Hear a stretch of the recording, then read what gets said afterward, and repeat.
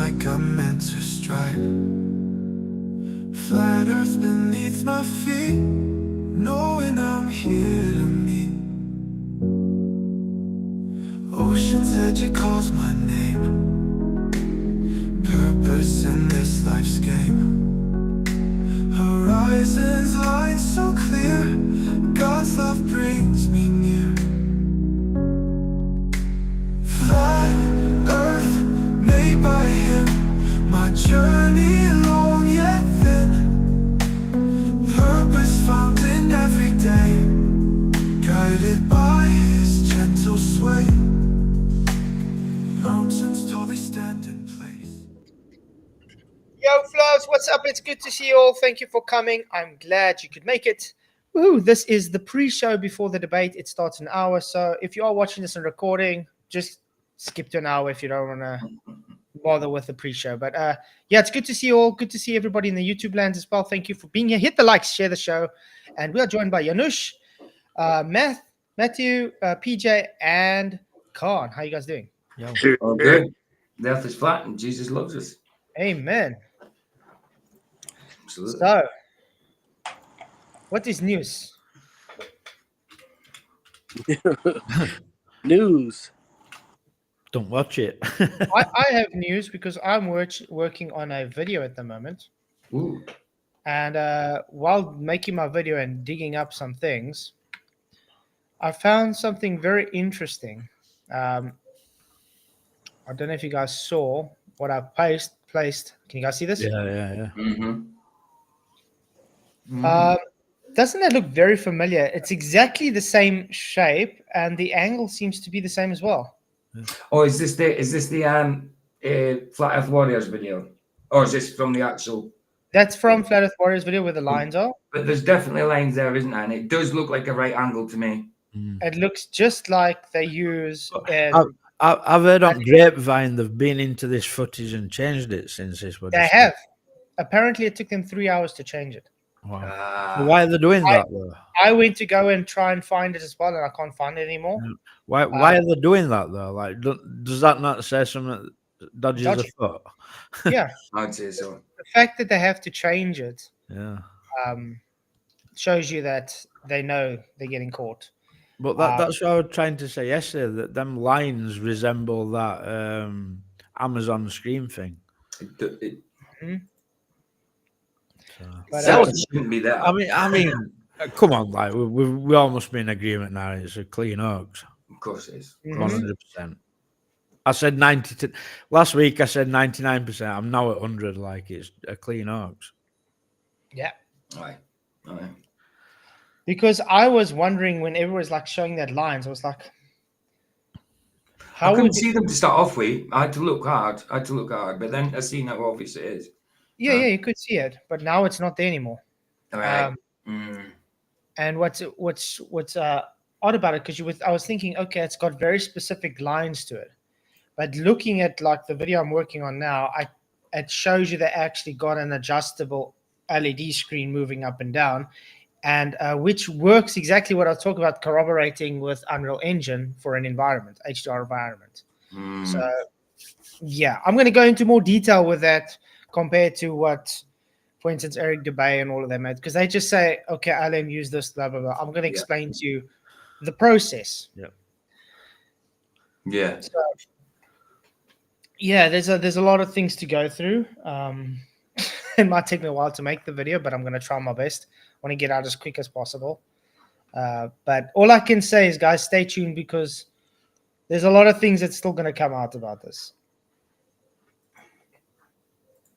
Yep. It's going to hit the lid off. It's very spooky. It can only go one way. Like it's either true or it's false, and if it's false, then it'll be shown to be false. You know, it can't go any other way. If it's a bit false, it's a lie. The truth cannot contain any lie. As simple as that. I think this is gonna backfire. Well, it's already backfired a lot, but I think it's gonna backfire even more. Yeah. This is gonna backfire so bad on them that Dylan a says lot- we should have waited, and this is why I want to address it, right? We shouldn't have waited. Otherwise, we'd have had a mountain of footage to go through. We've been dealing with it as it comes. Like, I don't agree that we should have waited and see what they present. I mean, a lot of stuff that they've presented since they were there has come out in time for them to doctor stuff, you know? So I think we should have been calling it out as it were presented, which we have been doing. And there's that many holes in it. Like, I don't know why there's any point in waiting for out anyway. Whoa, hey guys, King Nico says, just seen Professor Dave call About to us say all that. out. Did he? Yeah, but that. Dave, not a Professor Dave called us out. This would be new. You know There we go. something? I did a stream earlier. It was a you are mock from about 2 weeks ago. No, flat earther or flat earth debunker, guess who sort of thing. And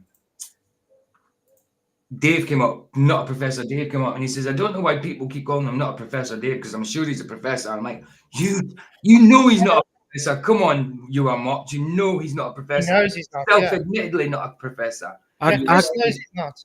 I clipped that recording, didn't I? And it's Mhm. on my channel where he clean admits himself he's not a professor. Exactly. So you are There's mocked. no to say, coming I don't know back why from these that. guys are saying that because he is a professor. I'm like, he's not a professor. Simple. Can you believe he's apparently he's calling us all out? So I want to see this. This is that. Okay. His That's latest video. By Yeah. the way, do you know what's the difference between professor or doctor and the guy with the title of Master of Science? Master of Science has to know everything. A doctor has to know a bit of stuff, and the professor has to know nothing, but need to know where the Master of Science guy is. So the professor doesn't know the scientific method. Is that what you're saying? The professor knows nothing, mainly. Let's quickly see what he has to say. A video from a few months ago about the big Antarctica trip to check for the 24-hour sun. Well, that trip did indeed take place with several flat earthers in attendance, and the aftermath has been complete chaos. Let me fill you in on what happened down there and what's been going on since then. He will Once say again, bias. the whole point of the trip Sorry. He will use bias. He will say, yeah, it proves it's 24-hour sun, and it proves it globe Earth. It will be his narrative, 100%.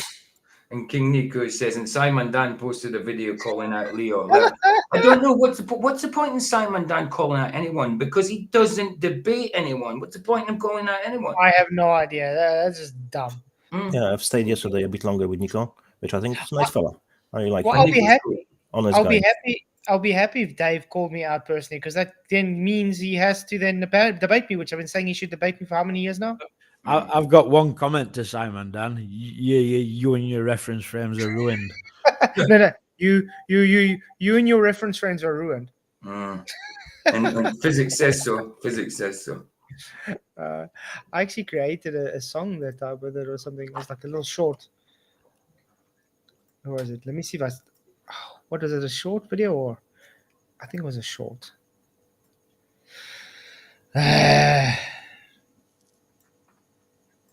It was a quick one.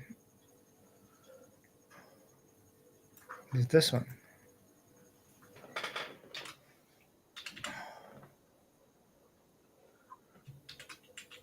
Wasn't that one? Okay, wasn't that one?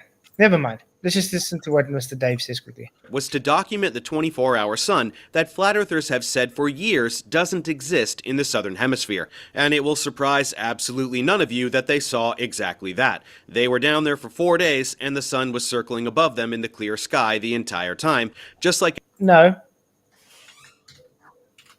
I think we got to correct that again, Dave. It's a claim that this is real footage. What has been shown? Many things showing it's not real footage. I told you he will say it. I even didn't watch it. I just knew. So predictable. So it's going to be funny. Professor Dave actually said some idiot calling himself Flatzoid. Okay, so he actually called me out. Great. So I have to make a video saying to Professor Dave, is his cowardice over? Is he going to actually debate me? Should be good. anyone who isn't a complete moron knew was going to happen. This was first documented in a live stream mere hours after they arrived on site. Let's check out some highlights from that live stream to kick things off. And there you go, everyone. It's there's the sun in all of its glory right there over the Ellsworth Mountains. So here we go. Keep it Over the Ellsworth Mountains, he says. Okay.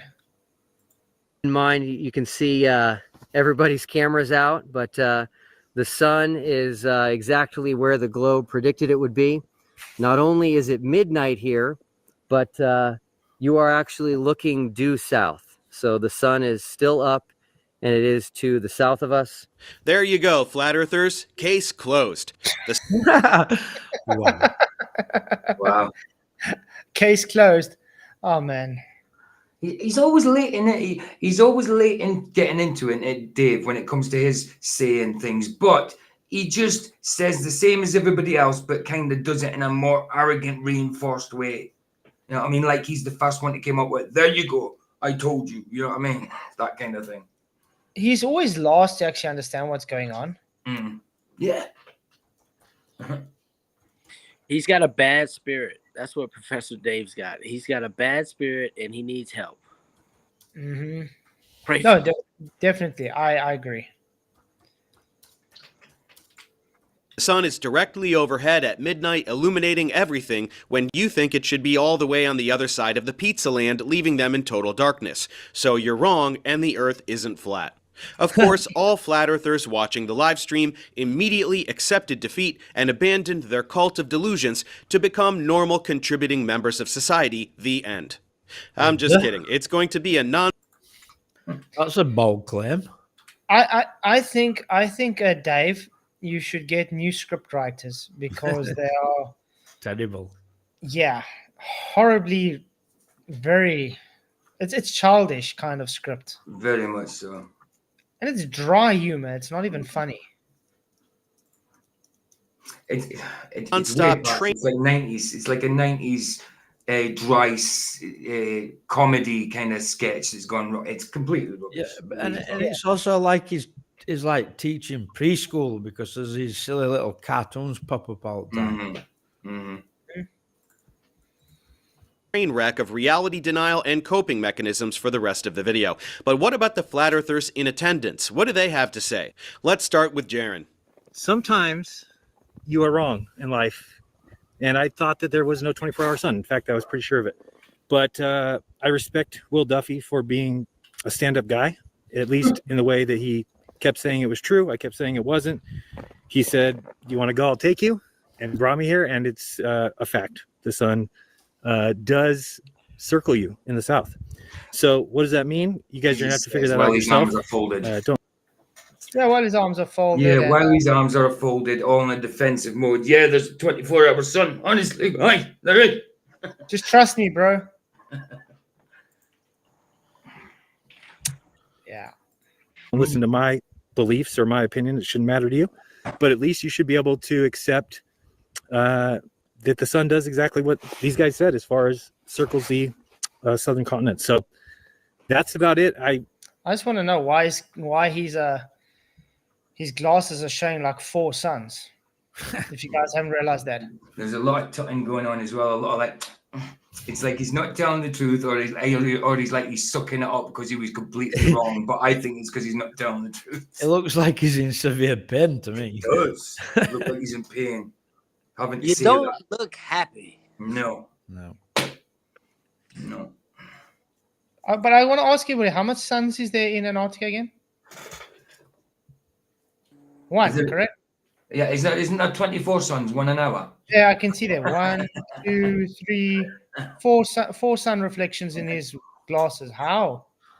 How's that possible? Wow. I realize that I'll be called a shill for just saying that. And you know what? No, you've been a shill since you came into the community, and you know that you've been called that for easily 7 years now. Yeah. What the hell?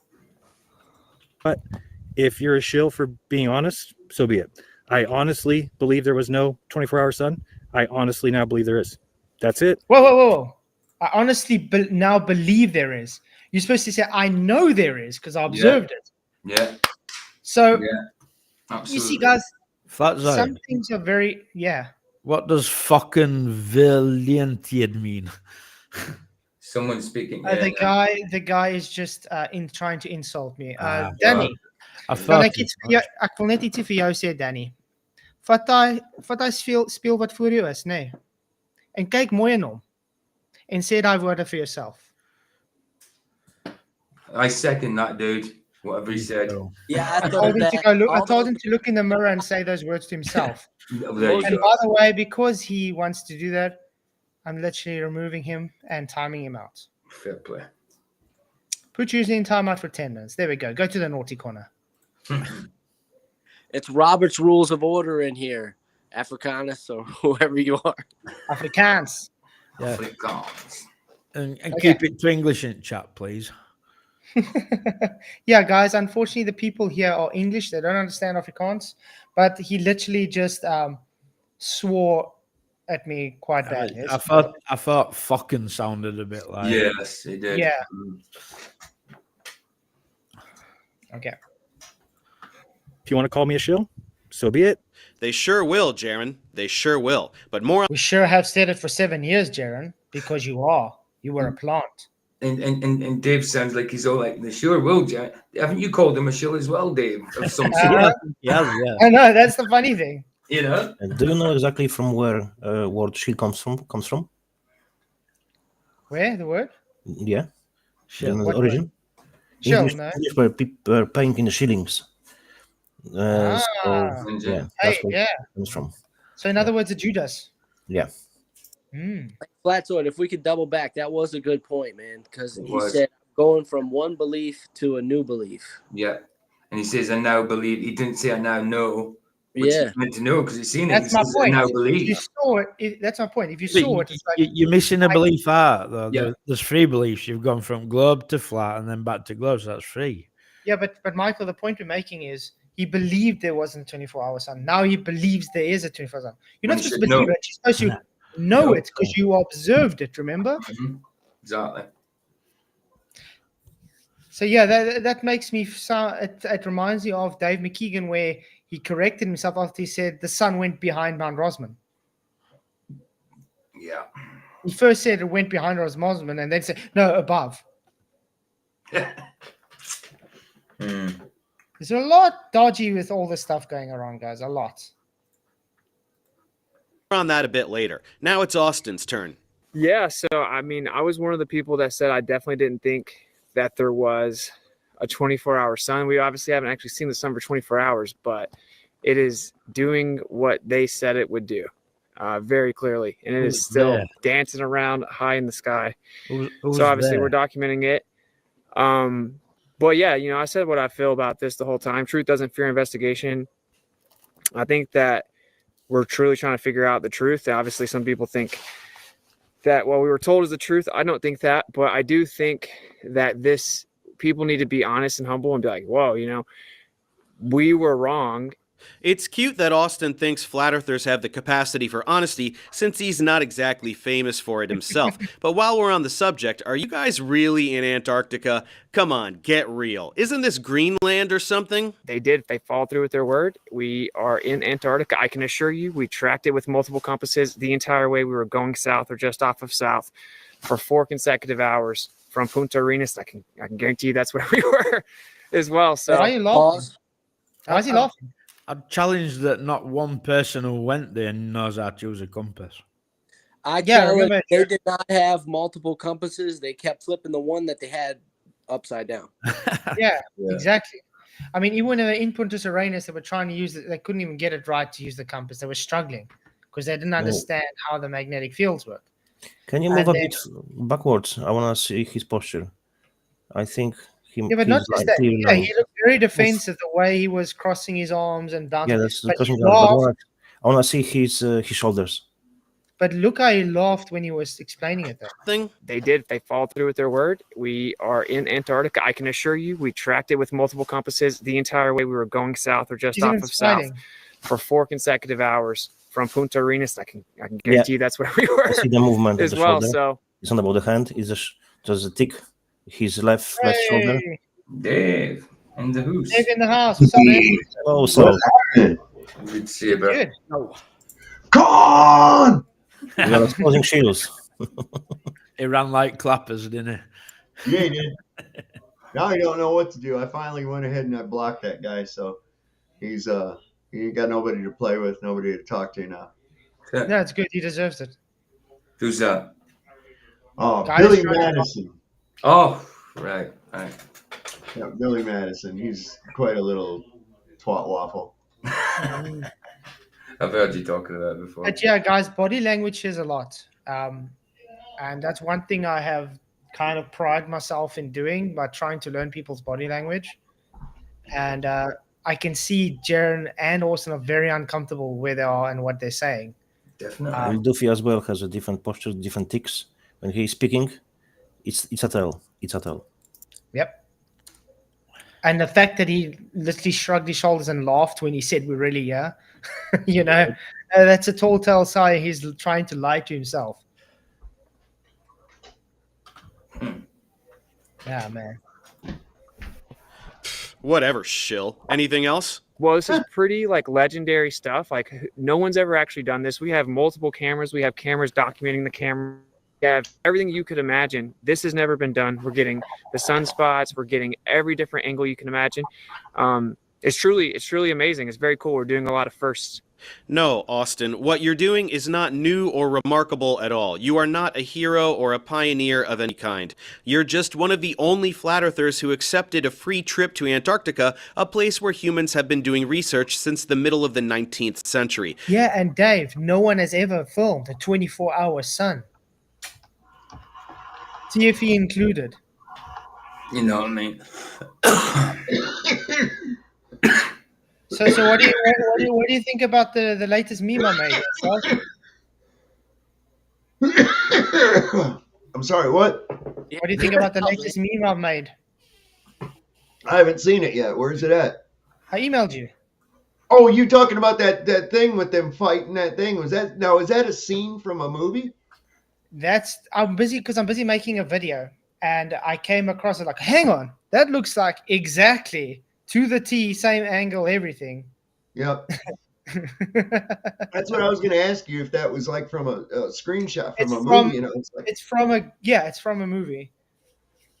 Man, I was like, look at there, and I showed my buddy. I just looked at it a few minutes ago. My friend, that's why I was late. My friend Randy was over here, and I opened that up. And I go, son of a bitch! If that's from a movie, I said, look, we got him. That's it. Look at, there's even the corner. There's even the corner like that dude shot. Exactly the same. Well, so and by the way, they literally went and then they edited the video and took it out after people have been showing that. No way. Yeah. So it's not available to be noticed anymore. Luckily, people have it already downloaded and showed. So yeah, they're even editing the stuff afterwards so people don't see it.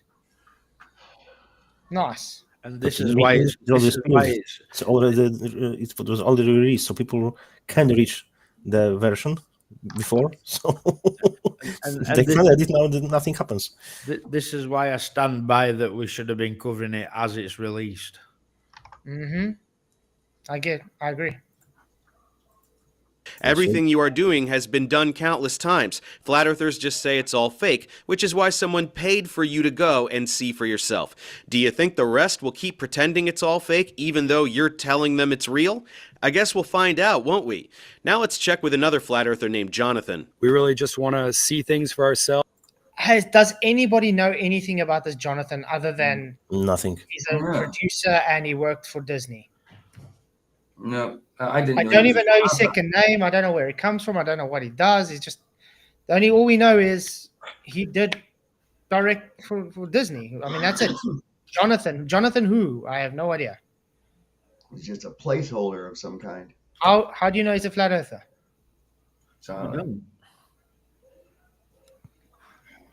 It's quite sad. And this has been unbelievable. I wish it would set. I think the magic of a setting sun. Does Jonathan have a copy of a 24-hour sun in the South, like Antarctic South? I don't know. But yeah, I can't seem to find anything, and I'm definitely not in the mood to ask Will Duffy for the guy's information. I don't even think he'd give it anyway. So has anybody checked the footage? This 24-hour footage that apparently Wits had is the same footage as Will's. Is that?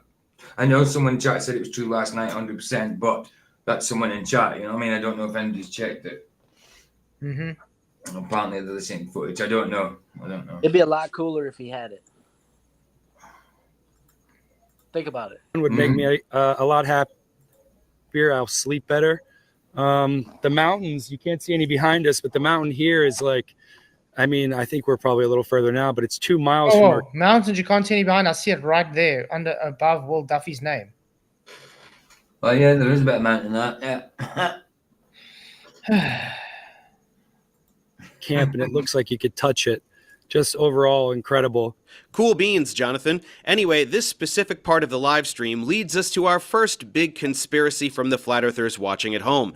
Jonathan has a patch of green as well as other little bits of green on his jacket. This live stream is happening from Will Duffy's computer, and Will uses a green screen at home. That's how he gets... Yeah, I also heard that Jonathan said the sun was different on his camera over the north. That's also going to be in my video about the sun going the wrong way. Yeah. But you see how they're picking up on that green screen one, the very first one it was ever picked up. I mean, and that's the least of it. I mean, that's the least of it, and it's still picking up. On all I was trying to make a point with the green screen was, why do you have chroma key on if you don't need to use it? That's it. That's it. Not saying they had green screen. No. Just why do you have chroma key on? That's because that was designed as a red herring to get people to go, oh, look, they're using green screen. So they could come on and say, no, we're not using green screen. No, you're using something else. Okay. Now you're in a cold environment like that. When you have that chroma key shit turned on, even if you're not using it, it's eating up battery resources. You want to save as much battery as you possibly can because you're in an environment where batteries don't last very long. So why wouldn't you just have that turned off and take all the precautions? Exactly. Karen B tried to say, well, you don't understand how hard it is to turn that shit on and off. And I just went like this. I just went, oh, I know. It's real difficult to turn that on and turn it off, isn't it? And oh, look, look at all the difficulty I went through to turn that off. That's magic, man. It's magic. Come on. And by the way, if it was, for instance, let's say using OBS, okay, it literally shows you what's on screen before you even go live. So he would see, oh, his chroma key's on. Guys, let's put it off. Of course. But yeah, it's insanity. What did I want to say? I forgot what I wanted to say. You want to say, pray for Professor Dave. Amen. Amen. Gets his logo behind him for all of his videos and interviews. Because he uses a green screen, he uses a chroma key, which he happened to leave on, along with his default background, the TFE logo. That's why the green parts of Jonathan's jacket look transparent as he moves around. You're basically seeing a green screen effect on those green parts of his jacket due to the chroma key being on. The talk as though no one knows what green screen and chroma key is like. As though they're talking to little kids. But that's how they usually are, though. That's unfortunately how they usually are. Remember, anti-flat earthers are some of the biggest bigots you get under the sun. All they have is just insulting. They're very emotionally and mentally immature. I've noticed that. Oh yeah. I mean, really to a fault. It's really bad. I notice they act like children rather quickly. As soon as you back them into any kind of a corner that they can't refute what you're saying, then that's the minute they start going, oh yeah, well your mom eats poop, and it's like, oh okay. Well, yeah. Well, I don't know if you guys watched that. I actually listened into that debate that FTFE had with Matthew Kim the other day on MDD, that 5-hour one. And I couldn't finish listening to it because FTFE constantly didn't shut the hell up, constantly moaned and cried, constantly told Ryan, no, I will talk, I will do blah, blah, blah. He cried out, he insulted so bad that he said, Matthew, your mom hates you. Yeah. It's like insanity how bad it was. And Matthew literally had him over the ropes the whole time.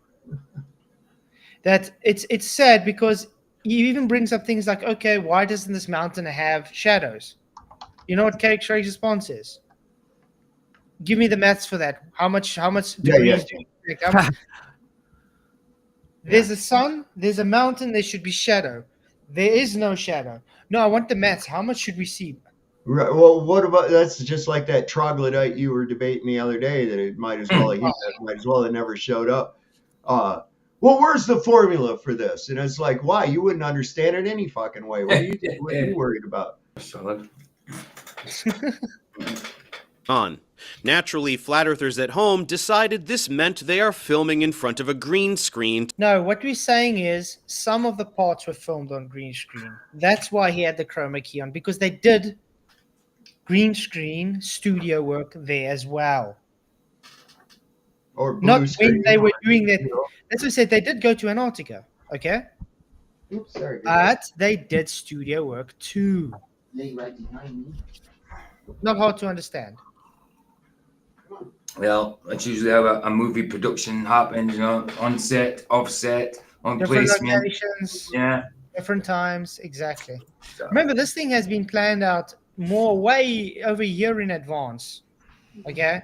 They had more than enough time to get all their planning ready, all their editing ready, everything they needed to get ready. More than enough time. Yeah. They had the funds to do it as well. People are going on like, oh, well, Duffy only had enough money to take them to Antarctica. Bullshit, man. They had to buy that Starlink thing, and that ain't cheap. Yeah. That's going to cost you $2,500 cash up front for a $250 month. But let me put it this way. If someone has 100K to fork up just to send people to Antarctica, do you think he doesn't have money to have people making a fake sun in post-production for him before they actually go? Well, didn't he say they had already had that he had already had people down there for months prior to arriving? Yes. He admitted that in a video. Which conglomerates what I said they went there before to take the HDR environment. Is Danny Archer swearing at you again, Flats? Oh, shame. Let me translate it for you. I say, jou denkvaardighede is die typiese produk van voortplanning in Boksburg. Jy is dommer as self Zuma. He's saying I'm dumber than Zuma. Because I'm a product of Boksburg. First of all, Danny, I don't come from Boksburg. Second of all, no, definitely much smarter than Zuma. My left toe smarter than Zuma. And apparently smarter than you too. Definitely. So I'm going to ask Danny something. Show me where the flat earther hurt you, man. Yeah. Right. Show us on the doll where the flat earth hurt you. Flat. So yes. Never argue with an idiot. Idiot will always bring you down to his level, and we always defeat you with the experience. No, that's why I'm laughing at him. But Danny, if you really want to, man, come and talk to us sometime. More than happy to show who's the dumb one. Because I finished school with 3 distinctions. It's a bit hard to do that if you're dumb. Did we talk about the false dichotomy? Because they might. Yes, please. False dichotomy. Go on. Yeah, if we assume that we're going to the bottom of the world to the Antipodal? Yeah, you've already why? Why are we doing those things? Why, the false dichotomy? So you assume you go to the bottom of the world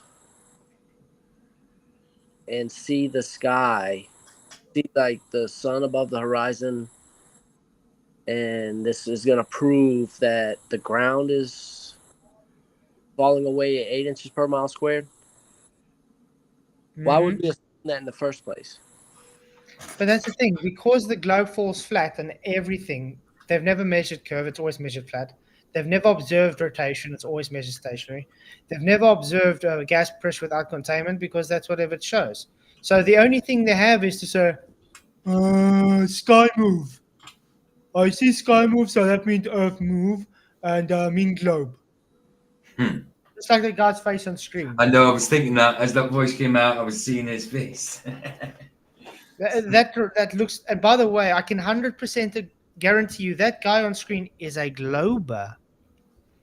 But the other side of the coin, do you think? I think it might have been worse, man. I don't know. In the long run, it might have been worse if they came back and they claimed there wasn't a 24-hour sun. Flatzoid. Hi, so. Hi, What's PJ. up? Great to see you all. Good to see you, bro. Because then you would have flat Nice. earthers believing that something in the sky proves the geometry of the ground. And I mean, we've been, as far as I can remember, ever since I got into this subject, flat earthers always said, and that's why they always do the analogy of the snooker table. Yeah. The sky does not determine the ground. No. And what is this whole thing about? The sky determining the ground. Exactly. Can you define geometry? Don't. Which kind of geometry? I can. Yes, I can. Yeah. I can. Regarding Is that rhetorical? Earthlight. Is that rhetorical, Michael? Yeah. No, it's not.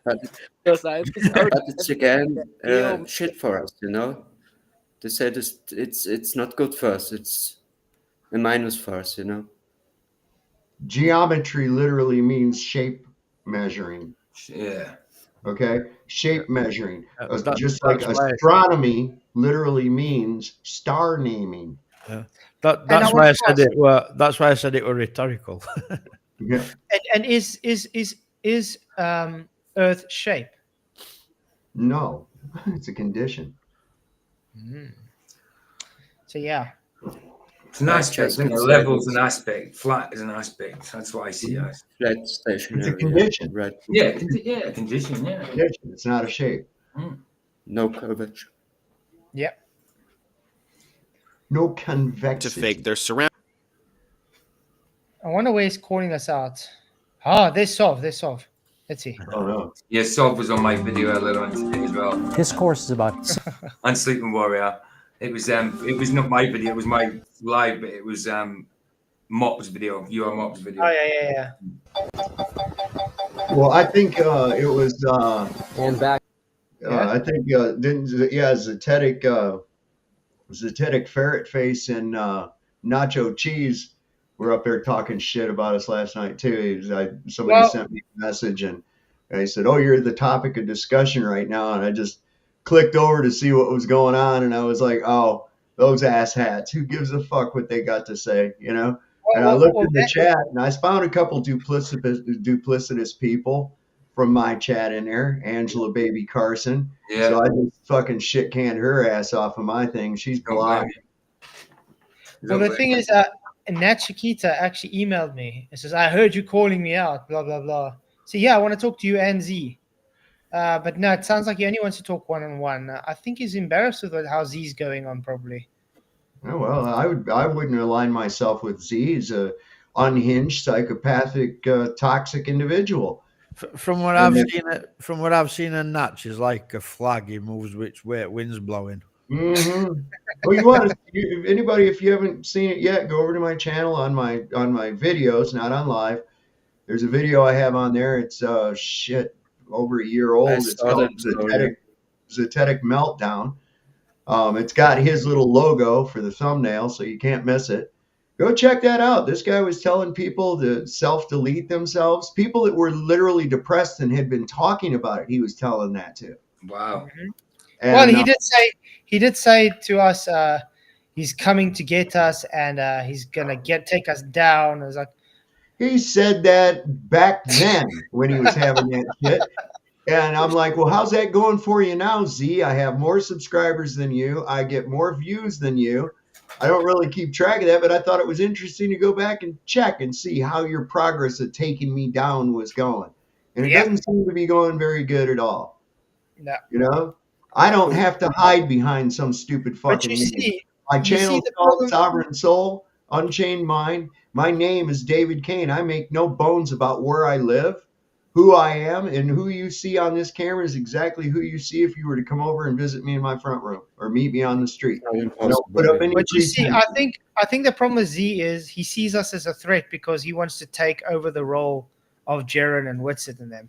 He can have it. You want to be a Jaren? Yeah. Go ahead and be a fucking Sorry, Jaren. can I say something?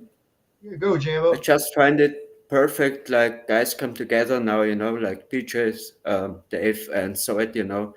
It's really important now for the Flat Earth Society, you know. I mean, you can't say Flat Earth Society, I don't like this, because when you say they are liar, you are a truther, you know. This is so, yeah, sticks together, you know. Yeah. But, okay. Well, we haven't got a yeah. lot of time left before the debate. I think let's just watch 5 more minutes of this. Okay, but just one thing. So, you know the guy what gets arrested at the third day at the TFE? Someone got You heard arrested. about him? Yeah, he got arrested. Yeah, the third day. No, I don't know. You don't heard about it? Uh-uh. Okay, King Nico said this. Bring it out, call it out, and he was wearing a red T-shirt on the first day. Oh, a that blue guy. on Yeah, the second day. Yeah, that Yeah, guy the player gets that took the arrested shirt, at the yeah. third day. Mm-hmm. He was also showing why Austin, when he was on Jaren's show, he had the red hoodie on, and then straight away went to his new show, and then he had the blue. Yeah, right. Exactly the same symbolism. That's why I love King Nico. You know, he's able to just get to find it out immediately. You know, when they're talking about it, he's really into that. Yeah. Mm. Did you see the thing where Duffy's drone? Yeah, it went on past one in his McToon. hand. And, yeah. Well, yeah, but it went back, right? Why don't you Yeah. drive it forward and show us on the camera from the drone what's forward of you?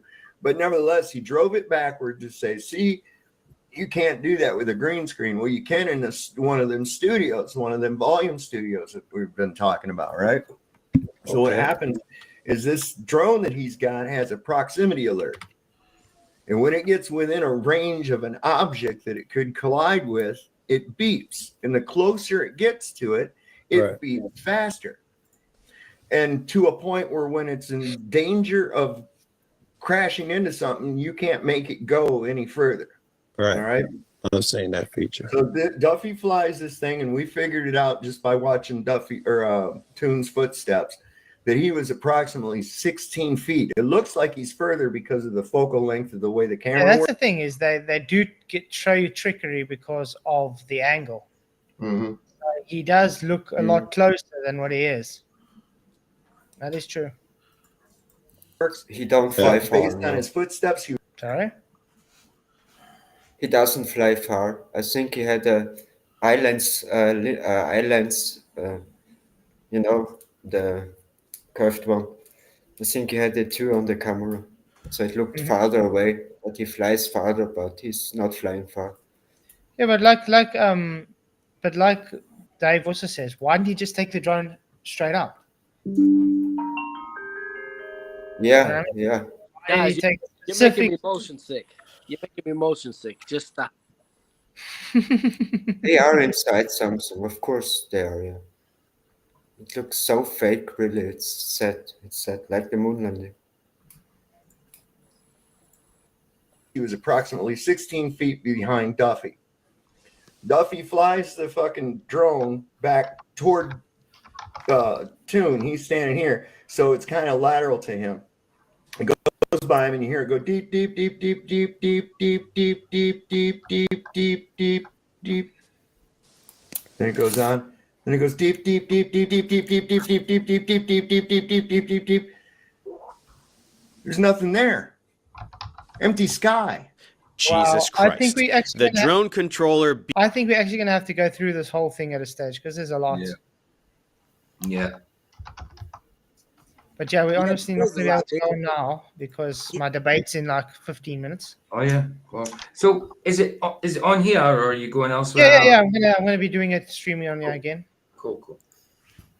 So it's you're not changing streams. You're sticking to the stream. It's No, just just staying on here. Yeah. Just staying on here, right? Got you. And then we'll have an after show after this because I don't think it's going to go on too long. Critical Think, yeah. Is that dude looks like he just rolled out of some kind of a slum bar or something to me? You know, like, I mean, is he for real? Or did they just kind of dig this guy up? I've never run across this. He looks like one of those Australians that literally live out in the middle of nowhere. It's and never really never get any visitors. Crocodile Dundee and Wish. He's a Temu version of Crocodile Dundee. Yeah. sorry. What do you mean now? What's up, man? You know. Peaky Blinder there. Sorry, who are you talking about? That's not an applied sphere. This isn't applied sphere. You need to get off your fat ass and go outside, spend some more time outside and do some shit. Looks like to me that's a serious couch potato problem he's got going on there. I saw him. I was like, where'd they drag this guy out of a flea market or some shit? Where'd they get him? Yeah, but don't you guys find it odd? They got a whole bunch of weird characters belonging to this weird club called the Wolf Pack, and they're all weirdos. You know what I mean? It's like, and they're all brain dead. Let's not forget that. So, hi, Roger, too. Nice to hear you. I mean, this Critical Think guy with his so-called is in a world of pain with his science business. Get ready. yeah, he still thinks what he did was science, guys. Oh, no. So it's going to be funny. But yeah, we haven't seen any science for anything yet. I don't know about you guys. No. If they can show me one scientific experiment for TFE, well, I don't know. I haven't seen any. Well, the bollock that they dropped were claiming science before they'd even gone and observed a natural phenomena. That was one of the biggest problems for them. Calling it an experiment in the first place. Yeah. That they are Masons. You can see in it. And these people like they like to throw around prediction, you know. But like, if it's a scientific prediction, then that's an hypothesis. And like trying to claim that they've got a model that predicts is also bullshit, because we know they've not got a model. Like, so they're mixed up. Like, they've got it back to front, totally not understanding it, and just throwing science around like it's, you know, it's bad. Yeah, for me it's same like the moon landing 2.0. Really, 3 guys from us. I like Jeremy's and Witsit. You like them? I learned a lot from them. Really? Yeah, you know, I learned a lot of them. You know, really. I do. I don't know what you like. I don't know what you like. Hold my hand up and say I've learned When nothing this from them. TFE started, I changed my mind. I don't know what you could have learned off them, to be honest. Except lies. Yeah, you know, here now so you get the top 5 like, and you get them. Yeah, now they're shields, yeah. So, of course. Now I don't like them, of course. Now it's In over. 13 minutes, Flatzoid's gonna Something take. like this you can't do. He's not gonna show up to win. He's gonna show up to Sad. debate. Losing's gonna take care of itself. Yeah, I just gotta let you guys know it's not gonna be like the chat I had over McKeegan, because there my specific goal was just to let him talk so I can get some information. Will you pass a message on to Critical Think? Tell him I want to set up shop with him. I'll buy gold and post it to him, and then he can send me money back. And that's exactly a point I want to make tonight. Why are all the tycoons not buying gold in the equator where it's cheaper, and then going down to the poles and selling it there because it weighs more? Exactly. It's like you can make a very lucrative business doing this. Yep. Buying gold where it's cheaper and selling it where it's more expensive because it gets heavier.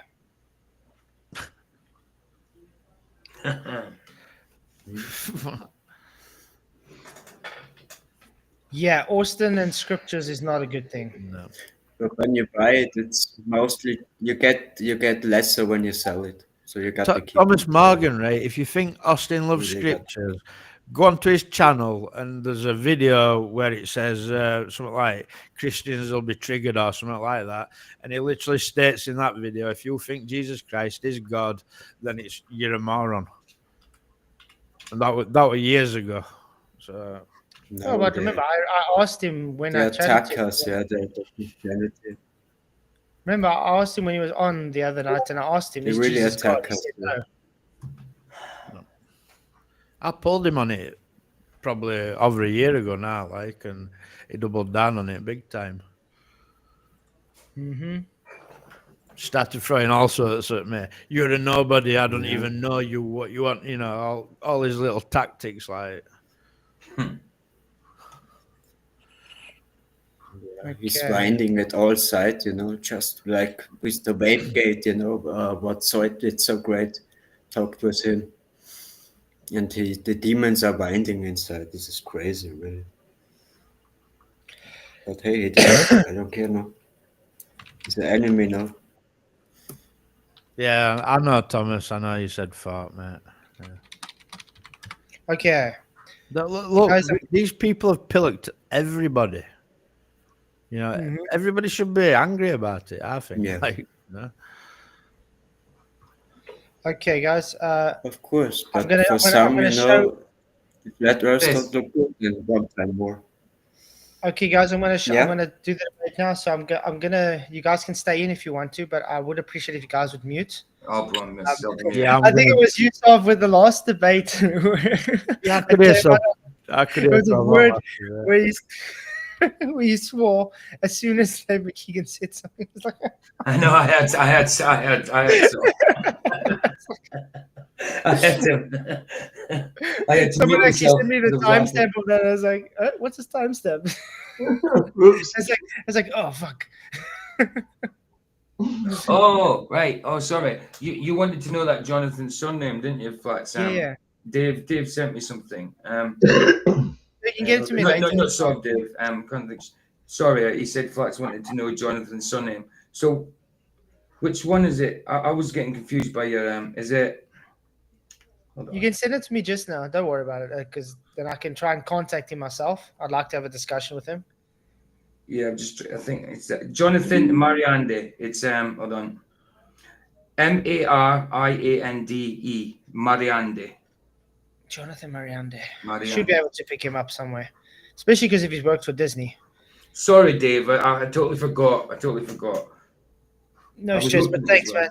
Okay, guys, I'm going to go over there now. I'm going to show it here, and then hopefully the debate won't go on too long, and then And I'm hitting my mute button right now. I'm hitting my mute button right now. John, then I'll have an after show, and if you guys have any questions to ask Mr. FTFE fight the fat shirt and Critical Think, yeah. Can I just ask you a question though? Why are you going over there and earning Fight the Flat Earth money? Just to say, I'm here as well. No, I know, I'm wanting to debate. The problem is Critical. I invited Critical Think to come here, but he was too scared. Yeah, no. So They'll not come here because they want didn't want to themselves. Like, and I I believe this. Either come to my channel to debate. You want to debate me? Come here, or don't bother. But that's the thing. He's too scared.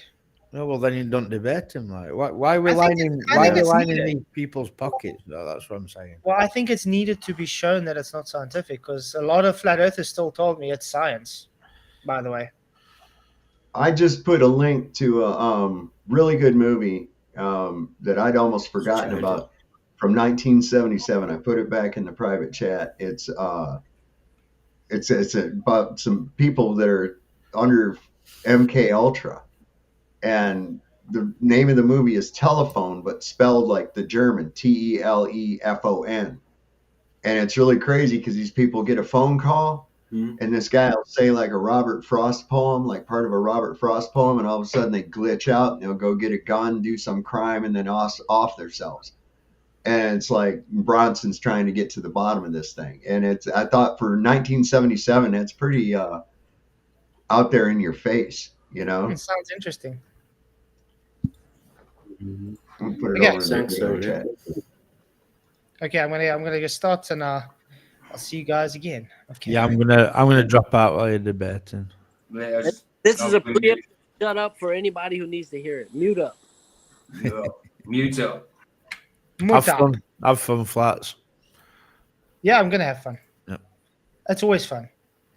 Catch you. Much love, Michael. Later. God willing. By the way, hit the likes, guys. Share the show, please. Really does help.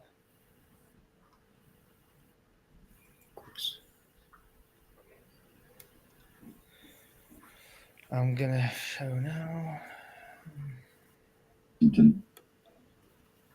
Testing 1 2 1 2. No. Hello, Mr. Zoid of the flat. Can you hear me? No. Yeah. Yes, dude, we can hear you. How you doing? Good, and yourself? A bit. So I had a bit of a migraine yesterday. Have you ever had migraines? Yes, I used to suffer from them a lot. At least since Yeah. I started eating healthy and exercising, I've had much less migraines. It seems to be the other way around for me. Do you eat sugar? No, not really. I've kind of cut sugar out of my diet apart from fruit. Yeah. And my pre-workout, I guess, has got some sugars in, but I actually think it was important because I haven't been eating enough, to be fair. I'm like on a 1,500 calorie deficit at the moment, which is not that great. It's not something I can sustain for a long time. No, I'm fine with the 1,500 calorie. I get used to it, so. Yeah, my maintenance, according to my doctor, is about 3,300. So I because I'm quite big, I need to and work out a lot. If I want to maintain, I need quite a lot of calories, and I've been on a massive calorie deficit because I want to look good when I go on holiday. Yeah, I had my six-pack. I was on 12% body fat when I got on holiday. And then thanks to my wife with all the cooking and all the eating out and puddings and stuff, I picked up quite a lot of weight. Well, in the past 2 years, I've gone from 42% body fat to now I'm just over 20. That's good. It's good. If you can maintain between 15 and 20%, that's healthy. Yeah, I want to lose maybe another 2 stone, and I'll be happy with kind of my fat content, and then I just work on fixing my body properly. I don't think people realize how hard it is to keep the diet going, and that's the hardest bit about being healthy. Is I really had to change the way I think about food, to stop myself wanting to snack. And I completely stopped drinking any fizzy juice a couple of years ago, and then this year I've decided to stop eating any kind of crisps and like fried snacks. And I'm not really missing them, but every now and then I have a little craving, so I just down a protein shake and it seems to go away. Oh, I've lost my Zoom window. That's no good. It's probably gone. It's probably gone to the side or something. It usually goes small.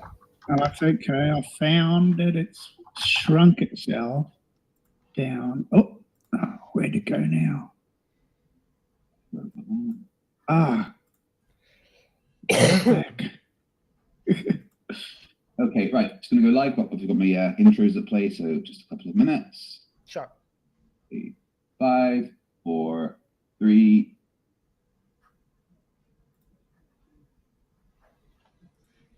Okay, I've muted myself on. Why are you guys in my living room again? Like, now that I think about it, the sun, we're told, is a big gaseous ball burning in space in a vacuum.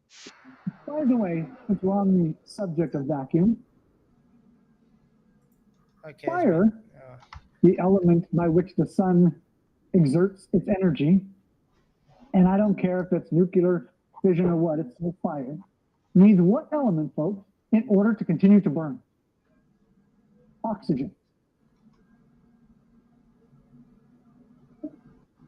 Okay, so I'm muted on his side so long, waiting for his intro to finish playing. At least his intro doesn't really come through because that song. But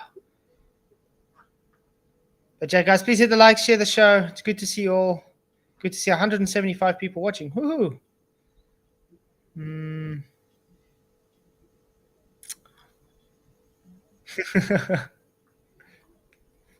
Yeah, if you guys have any questions for them in the Q&A, remember to hit that super chat and I can read it out to Critical Think and Craig, even if it's just to insult.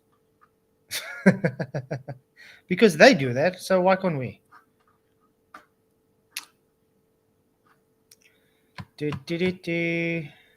Okay, let's get this party started.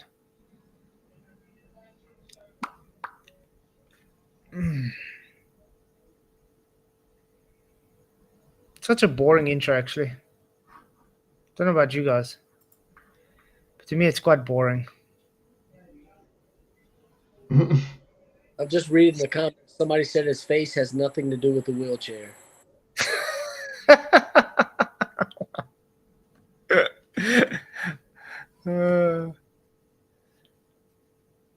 Oh, come on. There we go. Thanks, Socks. No, I don't need luck. I just do this for fun and to get the information out there. Yep. That's it. There's no debate. Let's place it that way, guys. We're living on a disk, floating through space with a tiny sun.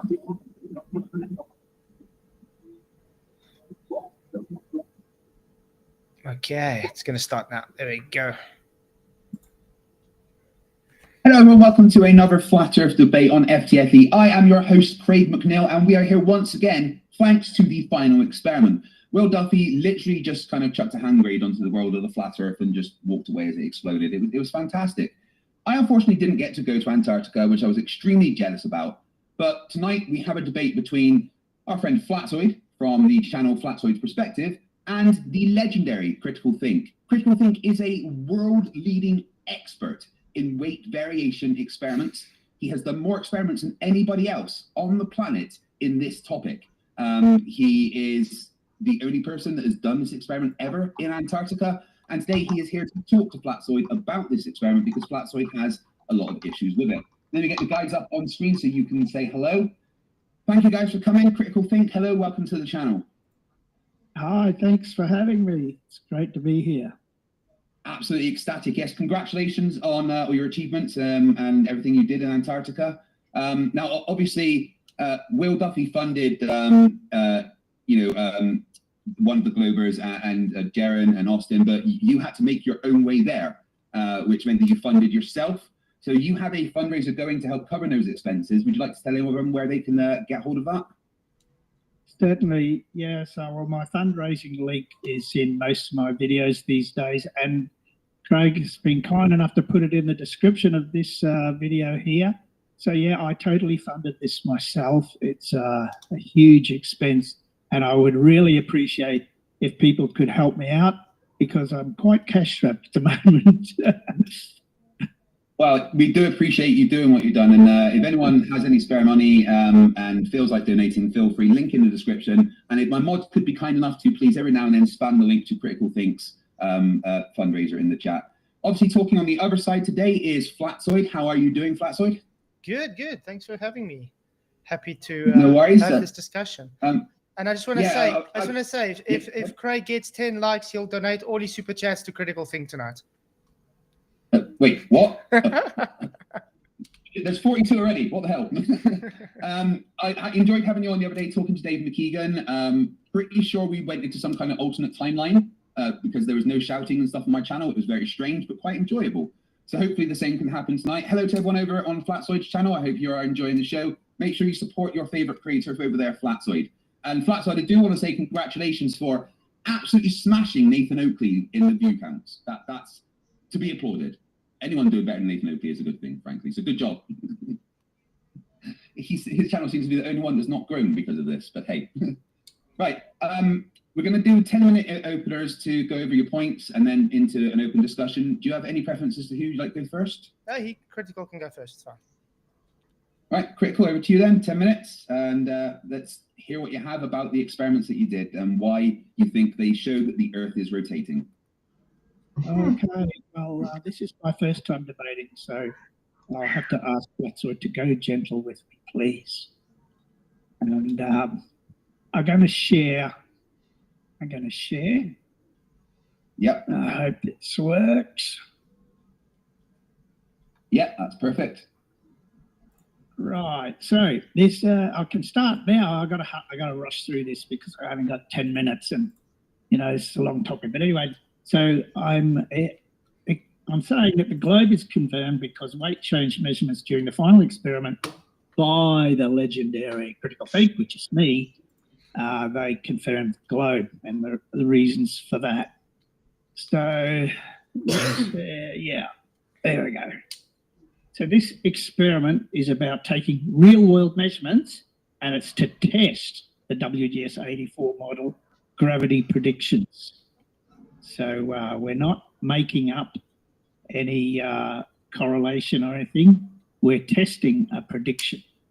So the causation is already established. So when something turns around by rotation of the Earth, there's a centrifugal force. That's just normal. So that's just well-known science. That's a causation of a force, centrifugal force.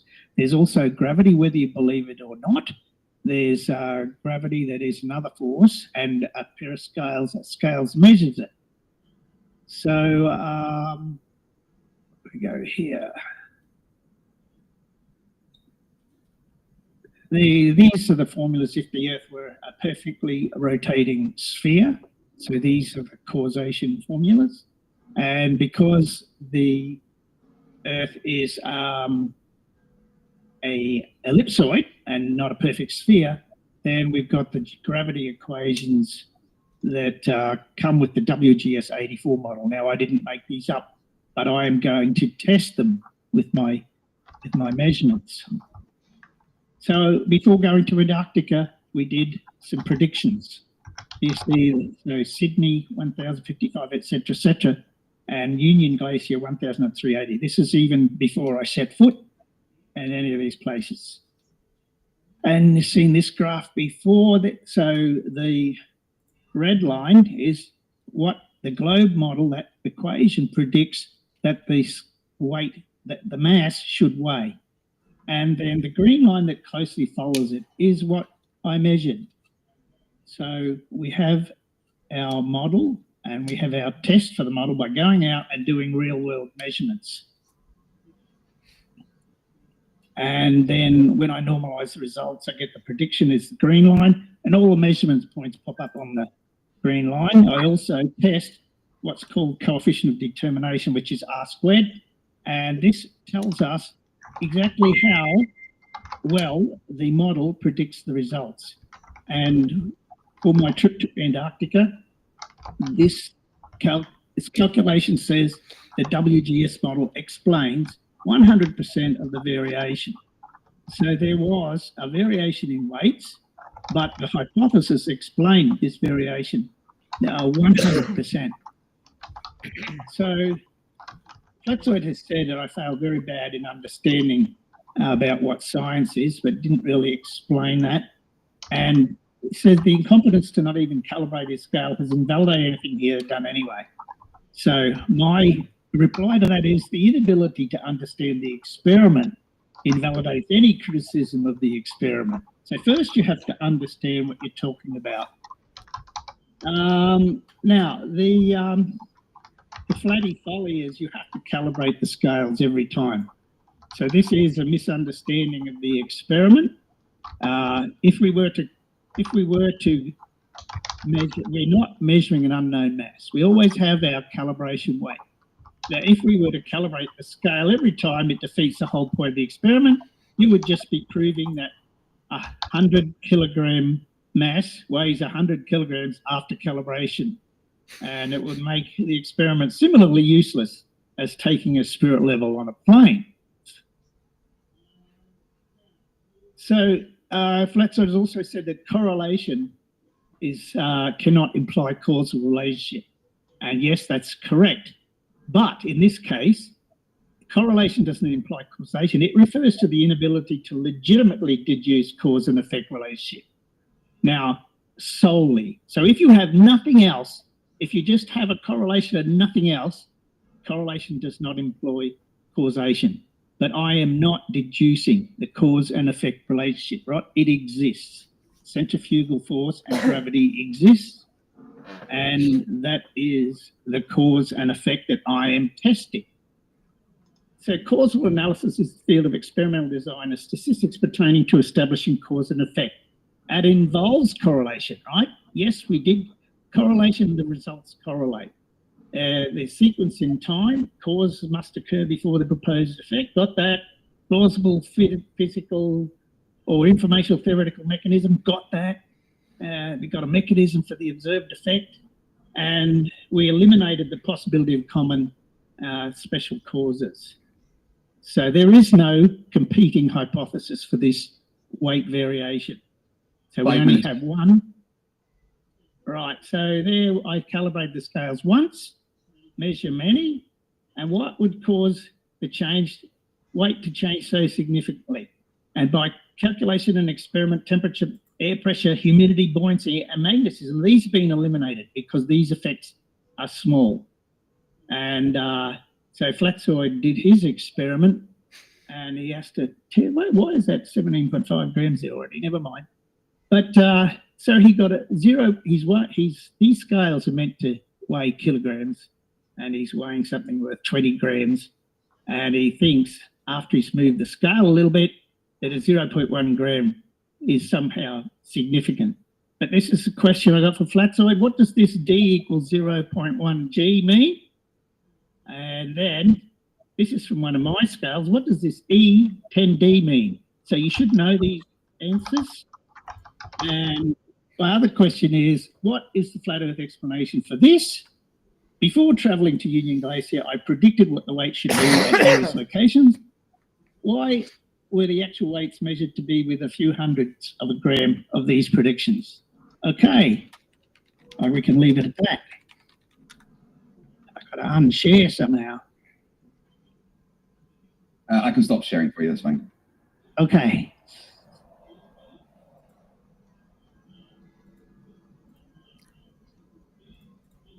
Got 3 minutes 20 left.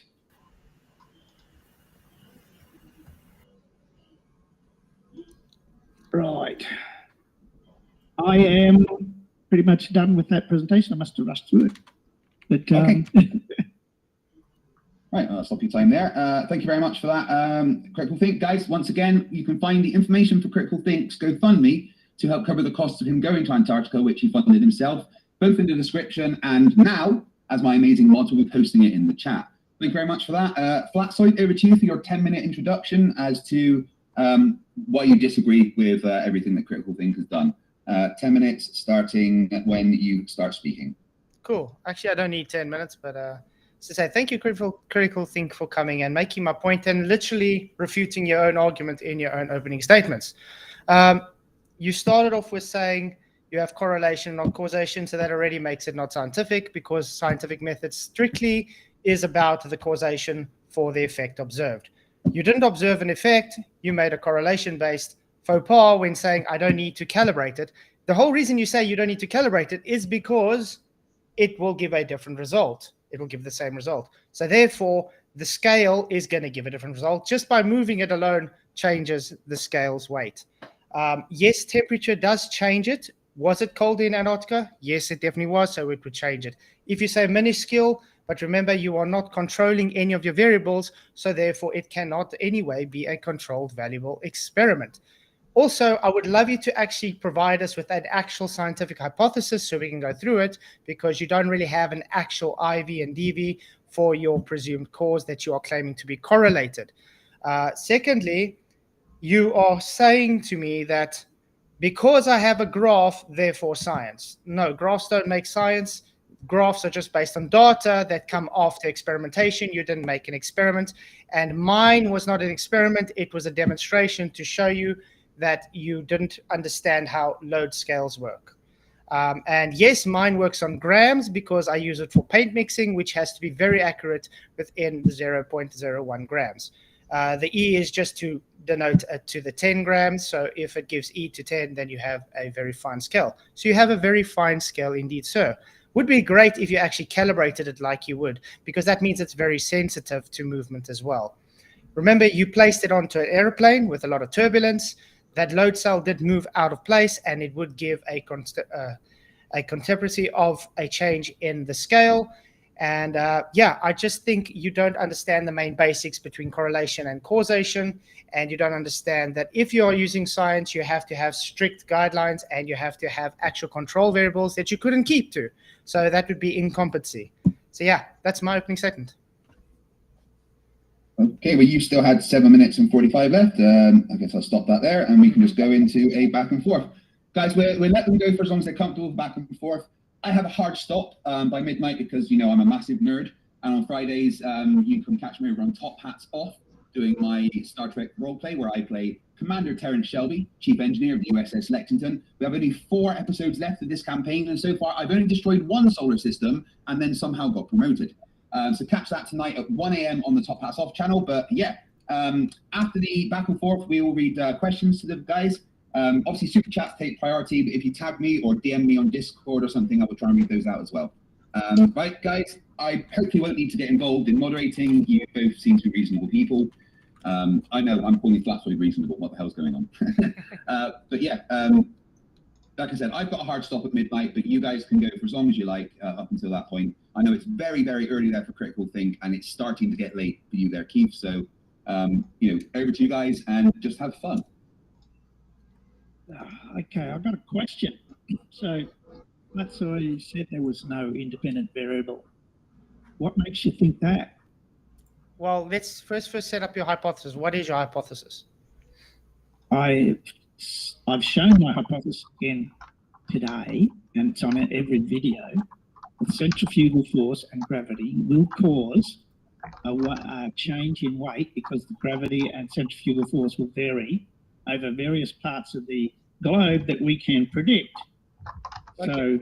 So that's the hypothesis. So how did you vary centrifugal force? They go to a different location. Location isn't centrifugal force. That's how I varied it, because it is different. You varied at different location. locations. That's again correlation, not causation. That's my whole point. You are claiming that centrifugal force, which you're trying to prove, by the way, centrifugal force. Correct? I am verifying the WGS-84 model. WGS-84 model is an ellipsoidal model that's got nothing to do with centrifugal force. Now, I'm asking you. That's not correct. That is correct. It's an ellipsoidal model. No. The WGS-84 is simply the WGS-84 is simply an ellipsoidal model that they use for surveying. You can later on expound on that to say you can make correlations with centrifugal force based on that, but you still haven't even shown the WGS-84 to be a proper model in the first place, because surveying that anyway. But my point is, you claiming centrifugal force is the cause for the effect. Is that correct? No, that's not the sole cause. Gravity variation because of the ellipsoid shape of the Earth.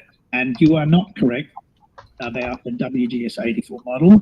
It does take into account centrifugal force because that formula is for the net gravity, which is the gravity minus centrifugal.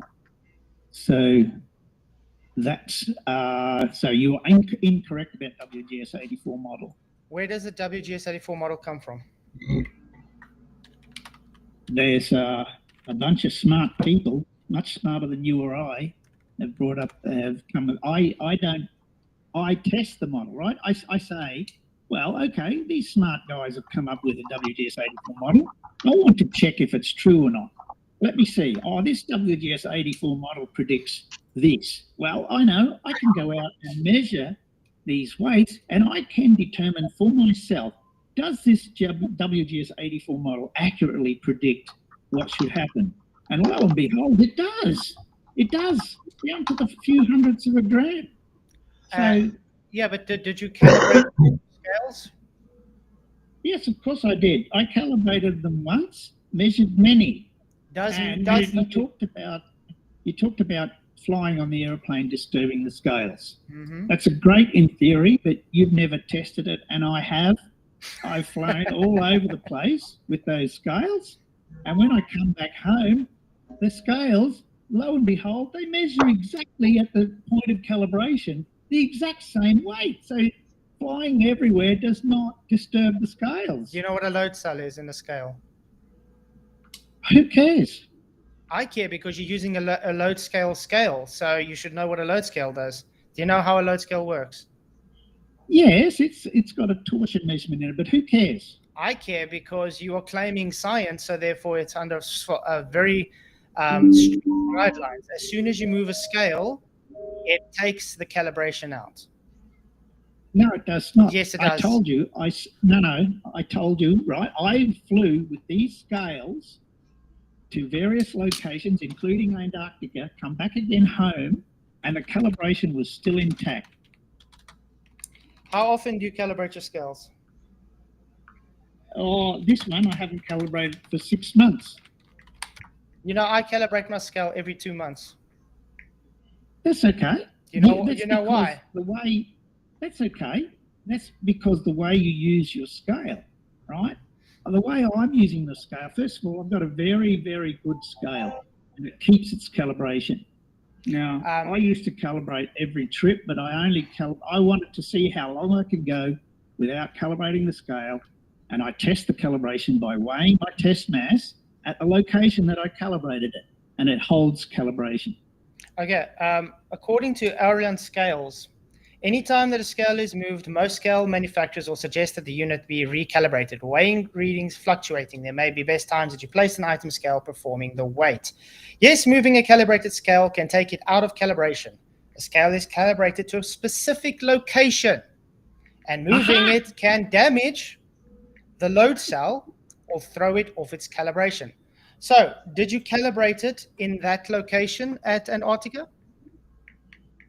I think I explained already that would invalidate the experiment. That would be stupid. It's not an experiment, and this is my whole point. So, in other words, you literally taking false correlations and claiming it to be scientific because you are incompetent to be able to scale, to go and calibrate the scale. And I want to ask you another thing: would a 100 gram, let's say you take a kilogram scale and you calibrate it where you were, okay? Should that weight be physically heavier at the poles? I don't know what you mean by physically heavier. What does that mean? You said centrifugal force, so it would change its physical weight. So something weighs, right? It's physically one mass all the time. So when the force acting on it, like centrifugal and gravity, makes the weight different. So when I take a measurement with a scale, that is a physical measurement, and the measurement will measure different, yes. Oh, so the physical weight changes. Did you test this by calibrating the scale again to make sure that this is true? If I calibrate the scale again, the weight won't change. It will still be 1,000 grams. So why would I do that? That's not the point of the experiment. So in other words, it is a, how can I put it, a rigged, not experiment. I don't know how you make that conclusion. So let me just say this. Flatzoid goes and calibrates his scale at home. Then he goes to Antarctica and he calibrates his scale again. Flatzoid has proved that 100 grams mass weighs 100 grams mass after calibration. So great experiment there, Flatzoid. This is the, yeah, so in other words, no weight change. Critical, no weight change. Say that again? So in other words, no weight change then. So the weight change is Well, not, so in other words, you've you've invalidated the your own weight change. argument. So in other words, it's not the actual weight change, it is correlation based on the movement of the scale, which takes it out of its calibration. So why, can you tell me, why do you need to calibrate a scale when you move to a different location? I told you, because it takes it out Tell of its me. load cell, because it makes it No. inaccurate. What is the physical reason? What are the factors that would determine that your scale would weigh differently? Temperature, movement, if it's out of balance. So let's say I don't calibrate my scale like I did, and I go to Antarctica and it weighs 1,003.80 grams. That's a 3.8 grams difference. What do you say makes that difference? 3.8 grams. Could have been the weather. It's very cold there, Okay. correct? Have you got any experiments or proof or calculation or anything at all that would lead you to make this conclusion? Any experiments, measurements, calculations? I did a demonstration a few years ago where I took a bottle on a scale and I heated it up and the weight changed. How much did it change by? A few grams. I want to see that experiment. It's not an experiment. This is what I'm saying. You don't understand what experiment is. It's a Point is, demonstration. even in your opening, you literally said temperature changes the weight, correct? That's correct. Can I ask you a question? So then to do with that? so based on this, if if I'm- you're in Antarctica, Yeah. was it colder in Antarctica? Yes. So, So what would you would the weight expect would the weight temperature change? to do to the weight? So would the What weight would you change? expect? How much weight would you expect with that temperature, and in which direction? What was the temperature? Inside the tent, it was, I don't know, I didn't measure it, would be about 20 Incompetency. degrees. Incompetency. 20 degrees. Yeah. So in other words, doesn't science have a very rigorous thing? You have to have a controlled environment. Was your environment controlled? Yes. You just told Yes, me you it don't know was. that. You just told me you don't know the temperature. No, I don't, but I tell you this, right? I've done experiments before where I measured the temperature each time. I verified that the temperature was correct. Right? So there's no point in taking measurements of the temperature. It doesn't change anything. Yes, I've it done does. that experiment. I've done that control. I've done it all. I don't need to do it again. So temperature changes it, yet you just ignore it. That is called Okay, a invalid. let me ask That you a invalidates anything question. you just said. No. Let me ask you a question. I'm driving along the road in my car at 60 mile an hour, 100 kilometers an hour. A bug hits the windscreen. Does that change the speed of the car? That's a total false equivalence. We are talking about science. Can you answer the question or not answer the question? Does No, because the bug mass change of the speed? mass of the car is much more than the bug. It's not going to change anything because that's not science. It's a false equivalence. It's a red herring. So I'm going back to the actual argument. You claimed your variable. You don't have to account for a control because you say so. That makes your. So you can tell me you have the equation for how many grams per degree centigrade. Can you give me that equation? I didn't say anything about having a pointage. You're ignoring. Wait. You're wanting to make this inference, if you're wanting to make this claim, we need the evidence to back it up. The evidence needs to be degrees centigrade per gram. If you don't have that, then you can be quiet. Okay, now he's starting to get angry. Okay, so I'm going to tell you again. Do you know you had more than one independent variable at play there? That's what wasn't controlled. What are the independent variables that you are Temperature claiming? was claimed. The movement of the scale was one of them. The fact that you had magnetic anomalies there as well. You know there are. How did you account for the magnetic poles there? So I've already said, I've already done all these measurements at prior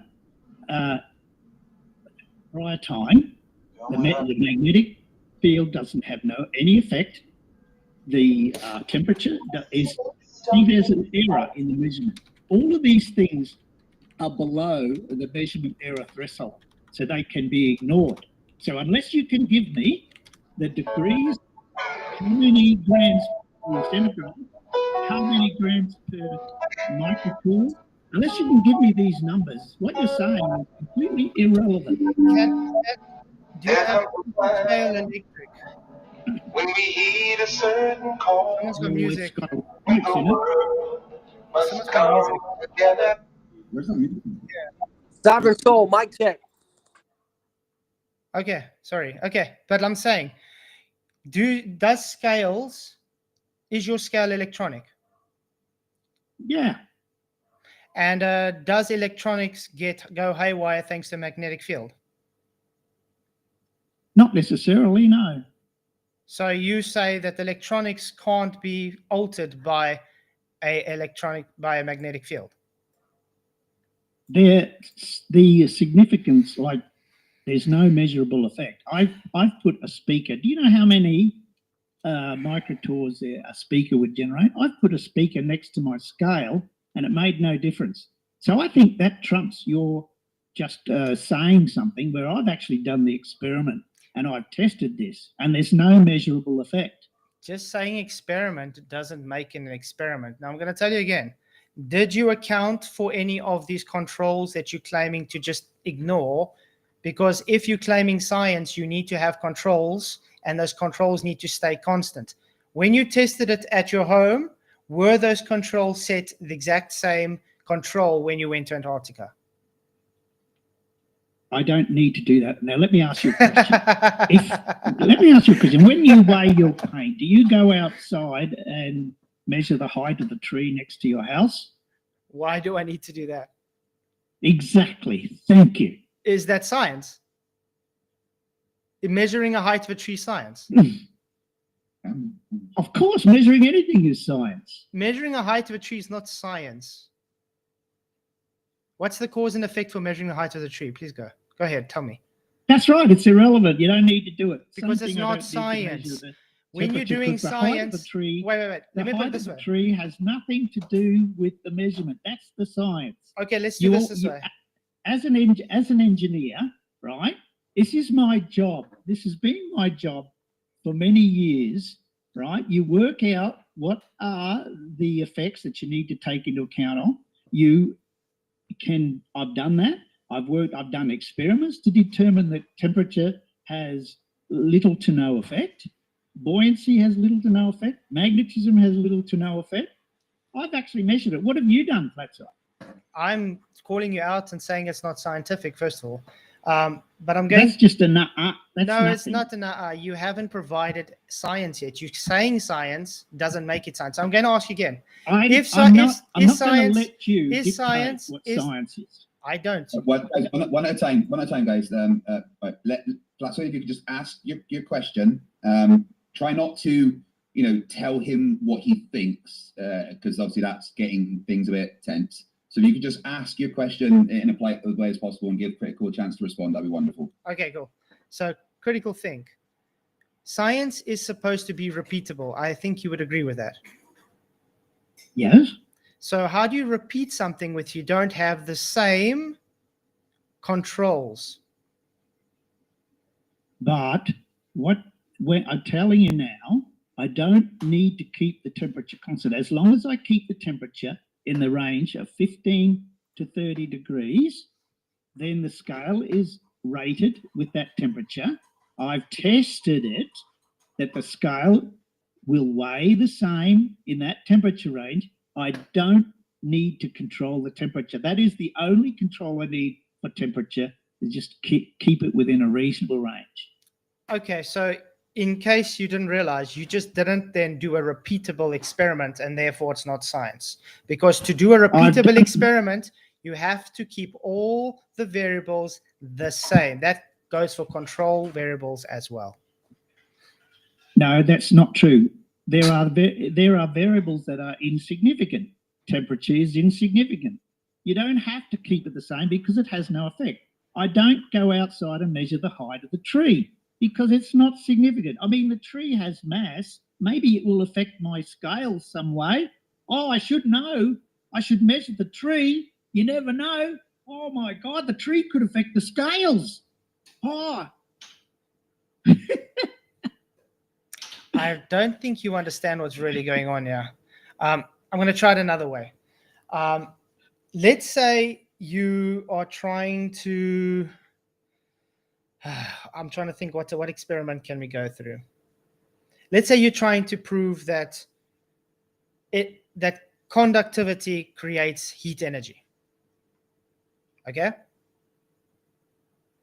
Now, you're going to do an experiment to do this, but now you don't have the same controls when you try and do it repeated. Will that be a valid, repeatable scientific experiment if you didn't follow the first hypothesis and experiment? So I'm not sure what you're getting at there with that. I've repeated this experiment many times.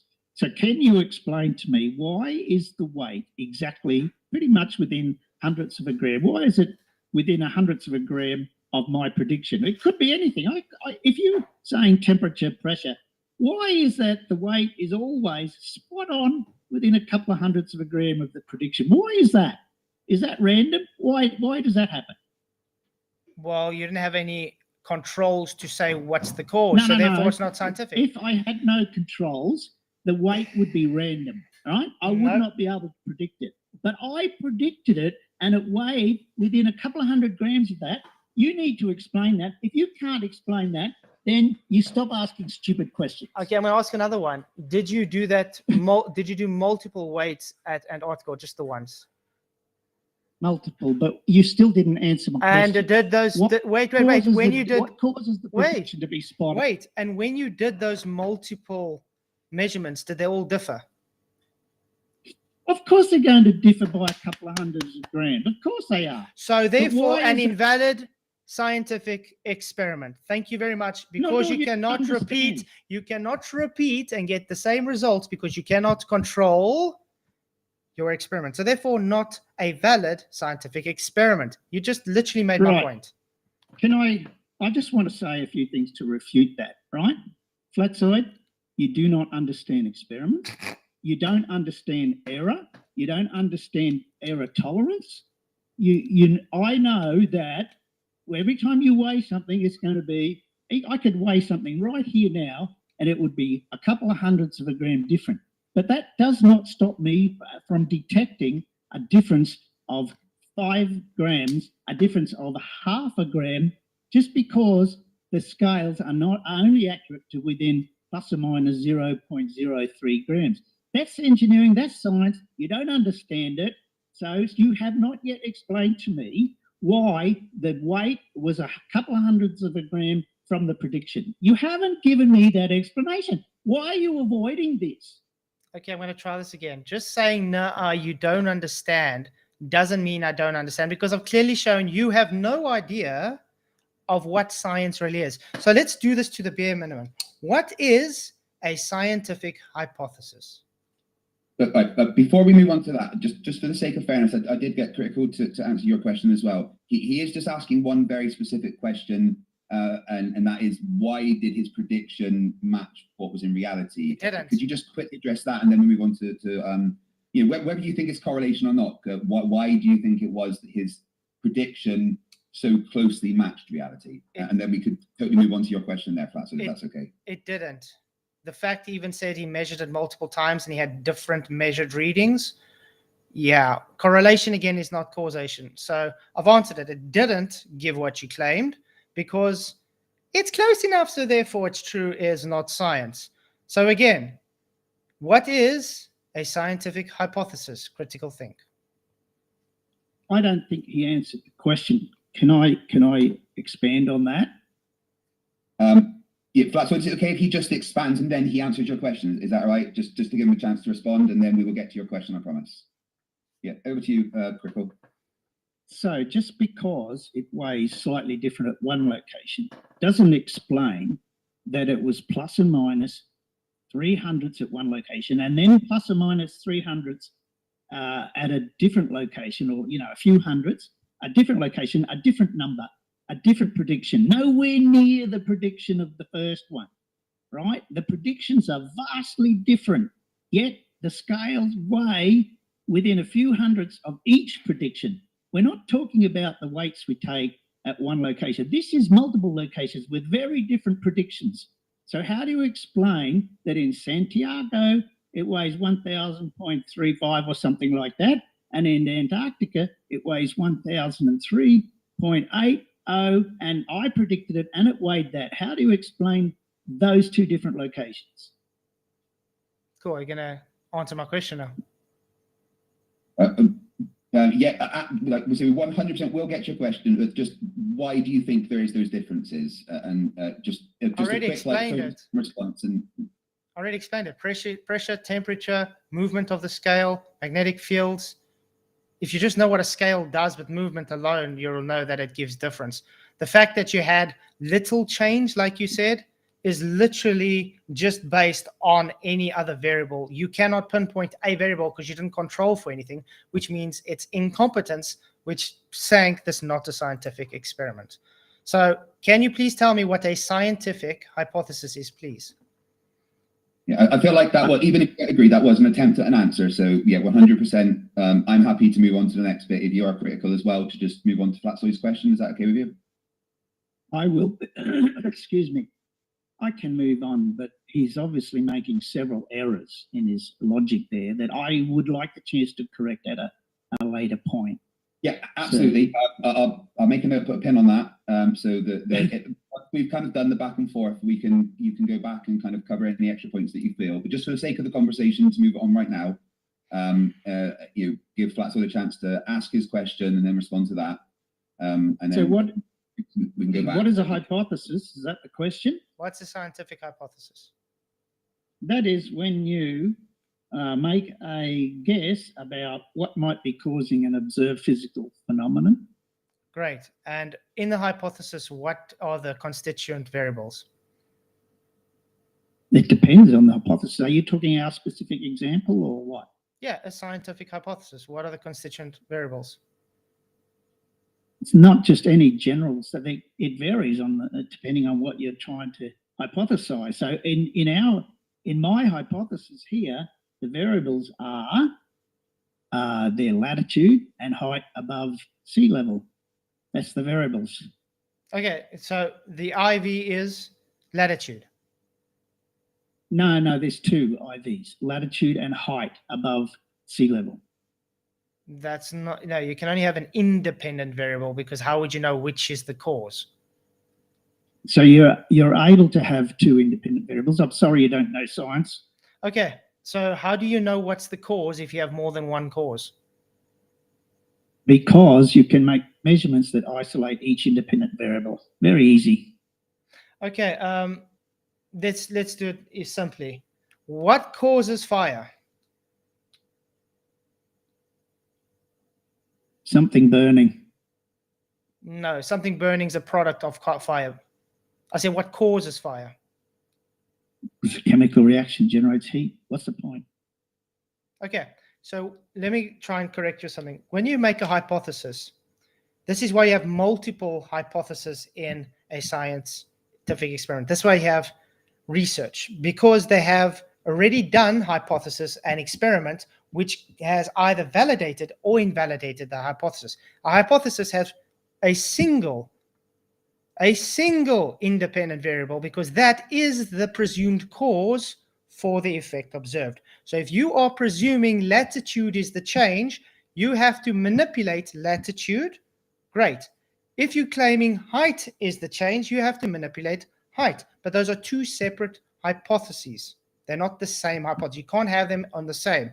You have to test them separately, and you have to repeat them separately. You have to have the controls the same. So I'm going to ask you again.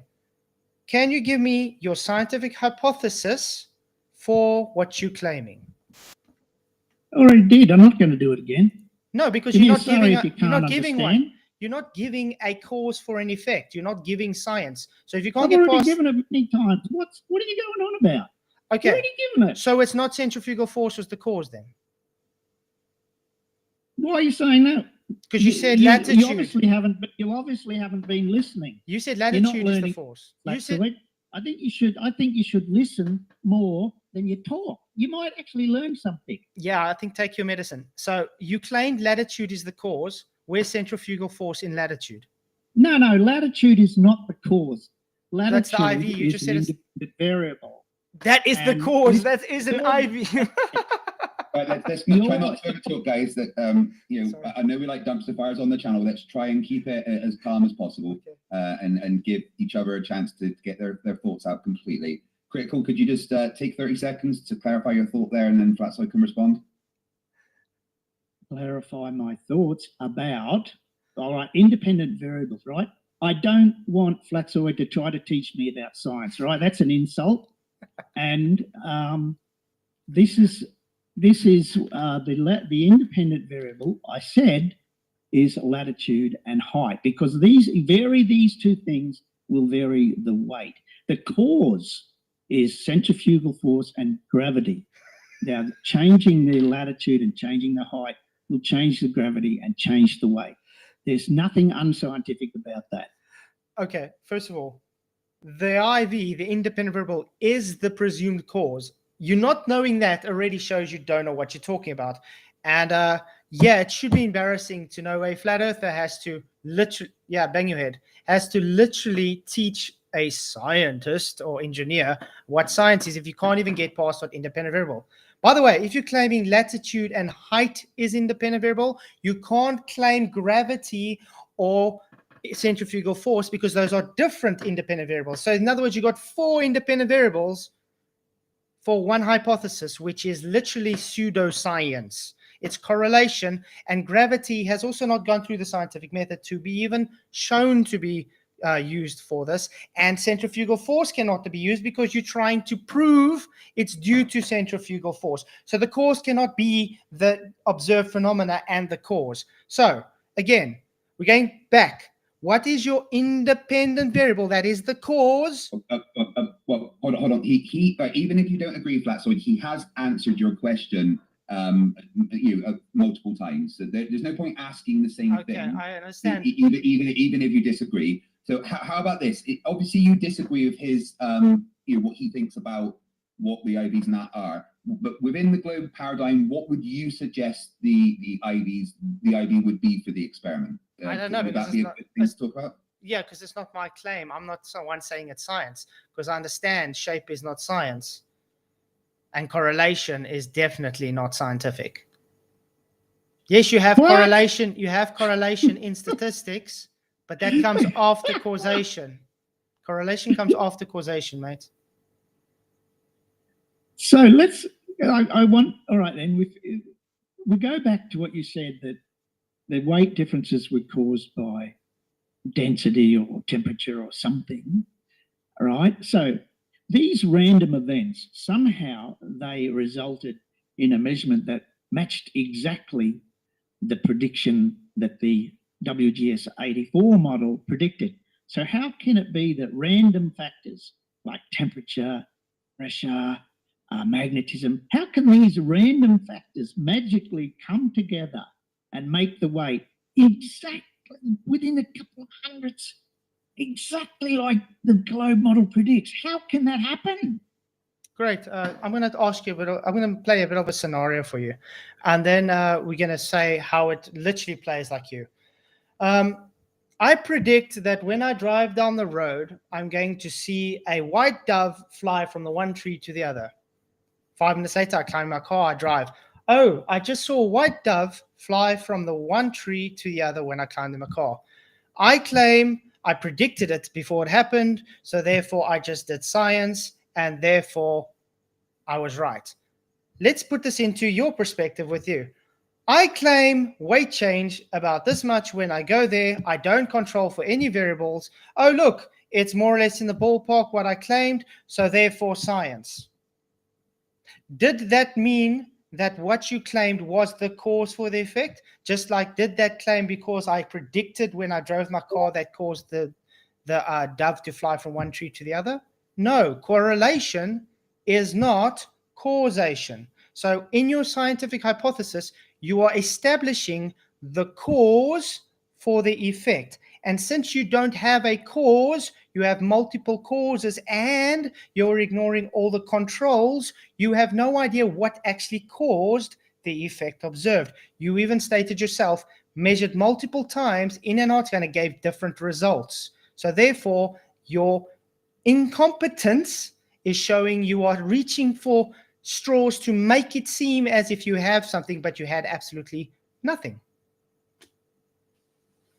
Well, that's a lot of word salad there. So the thing is, right, clearly you have not understood anything I've talked about. You haven't even tried to understand it. I've explained everything in detail, and you're still not understanding measurement error. You're still not understanding prediction. So you haven't answered me. How can variations in buoyancy, temperature, and I've measured like 100 times, how can is it be that every single time these random factors that you say are random and no correlation exists, how come they correlate with the prediction? How come did the dove fly from one tree to the other? I didn't predict any dove flew anywhere. No, I predicted it. I predicted that, just like you predicted change. For the sake of fairness, he has asked a very specific question. I just answered it. You don't have to come to his rescue every time he runs away and just says, no. No, I'm doing this. I think you agree, Flat. So I've been the same with both sides. I'm trying to just help both sides make sure that the conversation moves forward. And I'm just paying attention as to when a question is asked on one side and not really answered on the other. It's clear you don't agree with what he's saying, but his specific question is, why do the correlations match the predictions? He's not saying that correlation is science or anything. He's just very specifically asking why he made these predictions, went there, and within the margin of errors matched the predictions. Could you just give a brief answer to that and then maybe move on to another subject, if that's okay? Well, thanks to him not using science, nobody will know that. So it's just, again, based on correlation. How did it correlate? How did that happen? Is this magic? You get 1,000 monkeys and 1,000 typewriters. Do you think they'll type the Encyclopedia Britannica sometime? That's what you're saying. The point is, you didn't use science. You didn't have an actual independent variable. You didn't manipulate. You didn't manipulate your independent variable, and you ignored all the controls. So therefore, it's not repeatable. And now you have correlation-based errors. And now you're trying to tell me, well, then what caused it? That's not my burden to prove your incompetence shows different correlation. You didn't have science. It's not my problem. It's yours. Just a minute. I just got to reply to something here. So you still can't answer the question about why the correlation exists, even though there are random factors, and you deflect by saying, in your opinion, I did not do science, which is only your opinion. It's not real. So you still don't explain the science of it. You don't explain the correlation that happens to exist by some random events.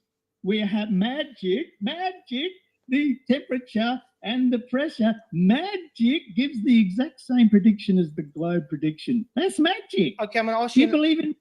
Okay, what was the temperature at your home when you tested the scale the first time? So magic again. What was the temperature? You had to log it down. You're doing science. So what was the data temperature that you took when you were at home or doing the scale test? I did that experiment way back, about 3 years ago or something. I don't remember the exact numbers. So what was the air pressure? What was the temperature? Yeah, I did that experiment. Okay. Okay, so you didn't have the data put down, so already invalid. Okay. Now when you went to Punta Uranus, what was the pressure and temperature again? I don't need to take those measurements because they have no effect, no measurable effect. Okay, then what was the temperature and pressure when you went to Antarctica? I do have a pressure reading. I don't have a temperature reading, but I don't need to take those measurements because they have no measurable effect. Even without taking those measurements, can you explain to me? No. Let me finish.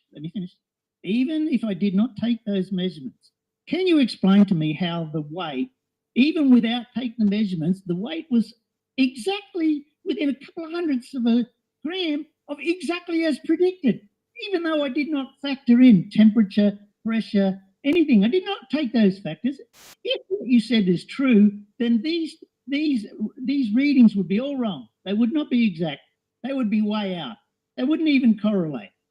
Okay. So what you said is not correct. I'm going to put you back to where you said you did multiple readings in Antarctica and they were all different. Correct? Okay.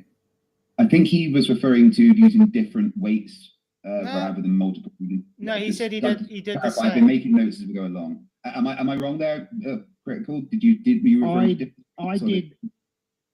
So I did readings at the shack, the halfway point, right? And I already said that on my video. And then I did a reading. I don't remember doing more than one at the camp, a Union Glacier camp. But yeah, but there have been many times where I've done multiple readings at a location. So again, a few hundredths of a gram difference is within the expected error of the measurement. It's nothing to be concerned about.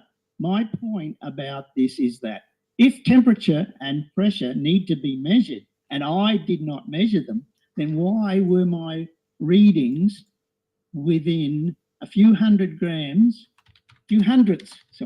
of a gram of my prediction? I didn't measure temperature and pressure. Surely that would have thrown it out, way out. It should have been like 1,000 grams that is measured, 1,000 grams, maybe, or you could say 1,000.1.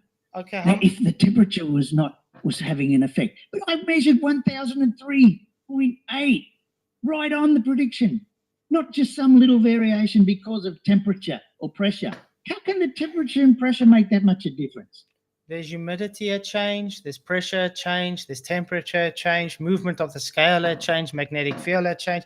Everything can play a little role. I mean, you saw my demonstration where I literally moved it 10 centimeters and I changed it by like a gram. So you 1/10 of a gram. Yeah, well, the point is it Within changed. the error of the scales. Yeah. Within the error of the scales. Okay, so anyway, the point is you are still just hand wave dismissing that you had no control of anything you claim. You didn't even take the data down for what you're claiming to be scientific. Therefore, it is not scientific from the conception till the demonstration, because it's not an experiment, till going home and you're claiming it is science. If you had to take this, and I actually urge you to do this, please take this to a scientific, reputable education system and ask them, is this scientific? They're going to laugh at you because they're going to say, first of all, you didn't follow any science. You didn't control any variables. You just handwave dismissing everything that shows you don't have data for anything, and you're just making correlation. So therefore, they're going to tell you it's pseudoscience. I just have to close the door here. Hang on. And to think when he did the other, wind was also another thing. Wait, even wind changes. don't say when he's not here. Yeah, but there he is again. But yeah, did you take wind into account as well? People complaining. Was that a challenge there, Flatzoid, to get some kind of educational authority to check his experiment? Yeah, send it to an educational system and see what they will say about he's not science. Critical, would you maybe consider having some kind of peer review done on what you've done to satisfy any questions? Maybe speak to a local college or something about what you've done? That's okay. You know, I got proper scientists who are very impressed with my work. There's these proper scientists. They wouldn't be like McToon, would they? No. Great. Then I'm happy. I'm McToon. Just ask Santa Matty. So yeah, I think we've established this is beating a dead horse. He doesn't understand science, guys.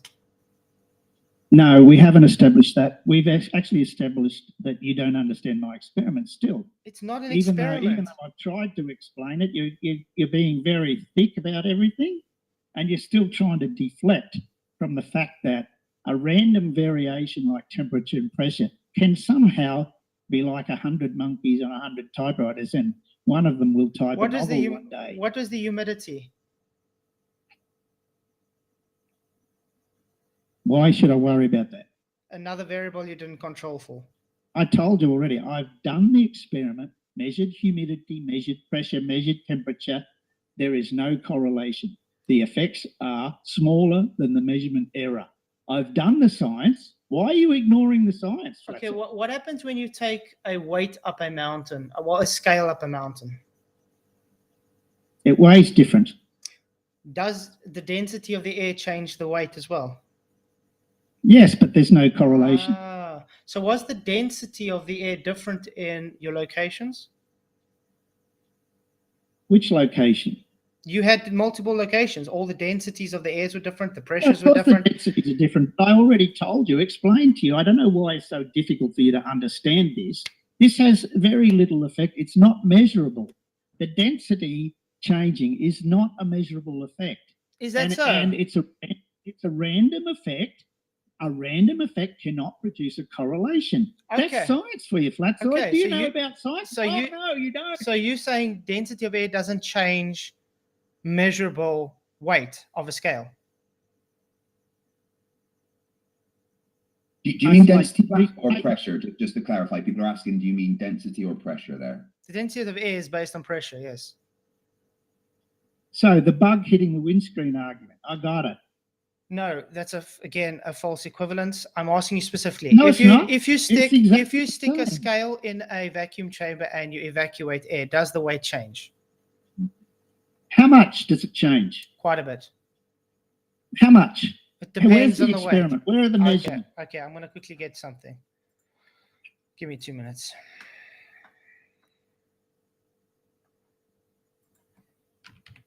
Whilst he's doing that, I will quickly do some housekeeping. Thank you guys for watching. Make sure you smash the like button and share the screen. Subscribe if you're not already, or I'll send Daniel Pratt to your house. Link to Critical Think's GoFundMe fundraising for his Antarctica trip is in the description. If my mods could please spam it right now in the chat.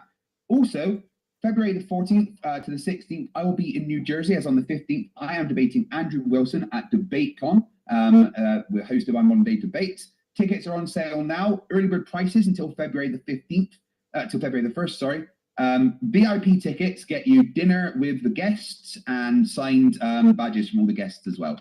So check it out on in the community post that I did a couple of days ago. Right. Okay, I'm sending you the link. I'm sending you the link. I just want to go to timestamp 131. All right, give me 1 second to bring this up.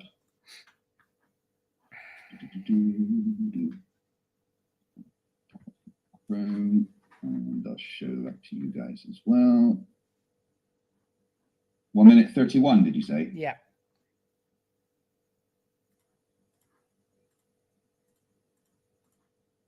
So he's starting off at 19.81 grams. As soon as I turn on the vacuum, though, he starts to gain weight. That's all we need to see, gaining weight. He's already gained around 0.02 grams. So the pressure reduced by about 86% and the weight went up by 0.12 of a gram. So did pressure make a difference with the weight? I've never denied that. But Okay, you are not. No. So I'm so, going to ask like, you again. doesn't I just down want a to finish my car. point. Yes, it does. So Never denied that. And how did you see that? That was an 80%, like what, Craig? 80% change in pressure. You'll never get that in the real world. And then there was whatever it was, a small change in grams. That's still not 3 grams, right? That's 0.1.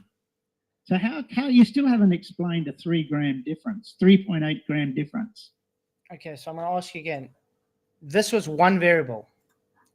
That showed the independent variable changed was the pressure, okay, the air. That was one variable. Now, what happens if you had to change the temperature as well, the humidity as well, you had some magnetic flux, and you had to move the scale? Would it give a different reading? So yes, okay, a little bit, right? But it would never correlate. It would never line up. It would never match the prediction, because all of these things you say affect the weight. They would make the weight wrong. I would never be able to correlate the measurements if what you say is correct, right? Because the weights would be all over the place, but they're not. Those effects are less than the error of measurement. Okay, then I got another one for you. Are you going to go again to Antarctica to make the repeatable thing and see if it gives the same results? Oh, maybe I will one day. But why do I need to do that? Because I go many places the same over and over again and repeated this experiment many times. Why do I need specifically to go to Antarctica? Because that's called repeatable experimentation. But I've repeated this in many locations. Why do I need to particularly go to Antarctica? So different locations give different results, correct? I've been to different locations. Why do I need to specifically go to Antarctica? No, different locations give different results.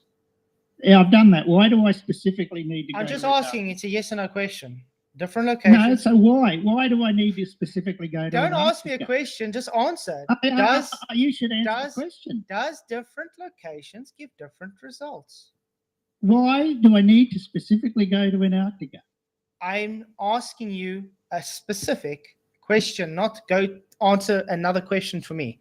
What does happen when you change location? Does it give different results? I've answered this 1,000 times, and I've told you already. I've gone to many locations, repeated the results. Why specifically do I have to go to Antarctica? Did you go to those same just for places? Just for the sake of fairness, Critical, would you mind just directly responding to his question, just so we can move the conversation on? He's asked, does going to different locations give different results? Would you just mind giving a yes or no answer to that? Yes. Great. Okay. So did you go to those same locations multiple times and get the same readings? Yes. Right. You just said you got different readings in Antarctica. So how that doesn't make sense. What? You said the same location get the same reading. So yes, within the measurement error, yes. Without taking any variables into consideration. I did take variables into consideration. So you did take temperature into consideration. How did you account for it? Temperature is not a significant variable in my experiment. Can temperature change, even if it's minuscule, it can change their experiment results? Yes. Okay. And humidity does the same. Moving the scale does the same. If it's not calibrated, it does the same. Magnetic field does the same. How many more variables do I have to account for that is not accounted for in your not experiment? So they're all accounted for. I've already told you many times. I'm going to repeat again. They are all accounted for because they are insignificant. So if they were significant, I would not get the result. I would not get the correlation. I would know that there is something wrong with my experiment because the results do not match exactly within measurement error. I would know that I've missed out on a variable if it does not match. I've got the correlation. How do you explain that random things like temperature, pressure, etc., can produce an exact result? How does that happen? Magic again. You like magic, don't you? I'm gonna teach you some more things. You see, I got one spoon here. Now imagine this spoon changes the scale on the weight on the scale by 0.5%. Now I place another spoon. I've got two spoons on there, and it changes it a bit more. And eventually, I've got 6 spoons on there. Now it has maybe a 0.25% difference. Do you understand? Each spoon represents a different variable you didn't control for. Do you understand those variables you didn't control could all together cause your discrepancy that gives what you claim to be the cause? So in other words, you can't make a deduction that what you're claiming is the cause for the effect observed. It could just be the conglomeration of all the little bitty spoons placed together. I'm going to answer that. If what you're saying is true, then my measurements would not correlate with the prediction because all those little things, they would make the measurement invalid. They would make it wrong and it would not measure exactly the prediction. But somehow all the little things that you want to make up and everything, they all magically make the weight go to the exact point of the prediction. Oh my God, you really do believe in magic. Have you heard of Flatzoid before? What? Flatzoid. No, I don't know about that. It used to be the presumed cause for fire. Do you know why they presumed it to be the cause?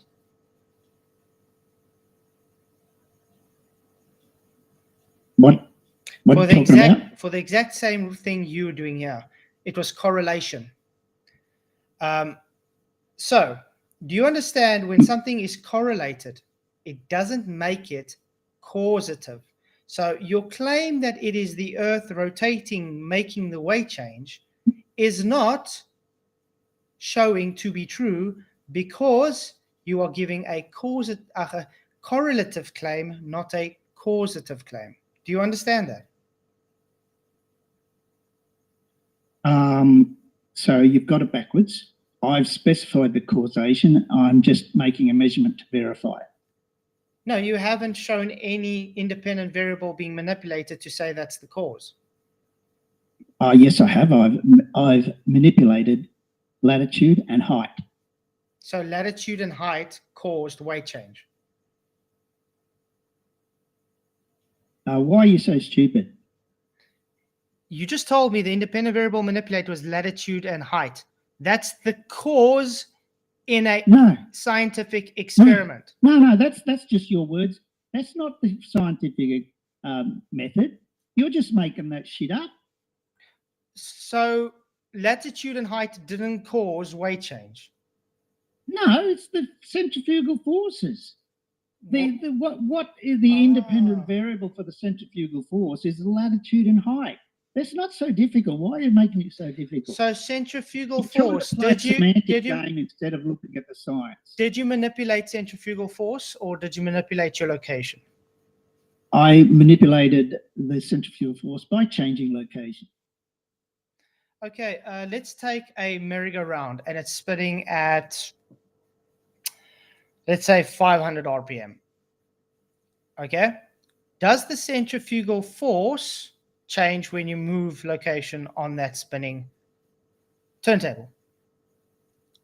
If you move around the rim, no, but if you move towards the center, yes. So you have different tangential velocities. Yes. Great. Are you able to prove that that merry-go-round is spinning? I think I can look at the merry-go-round and see that it's spinning. I don't know what else you want. Okay, let's say you're an ant, very small, and it's a huge spinning merry-go-round. I'm playing Globo here, and you're going from the center of that spinning merry-go-round and you're moving outwards towards the edge. Are you going to feel a difference in centrifugal force? Yes, and you can measure it. And that's how you can know your spin. Okay, how would you measure it?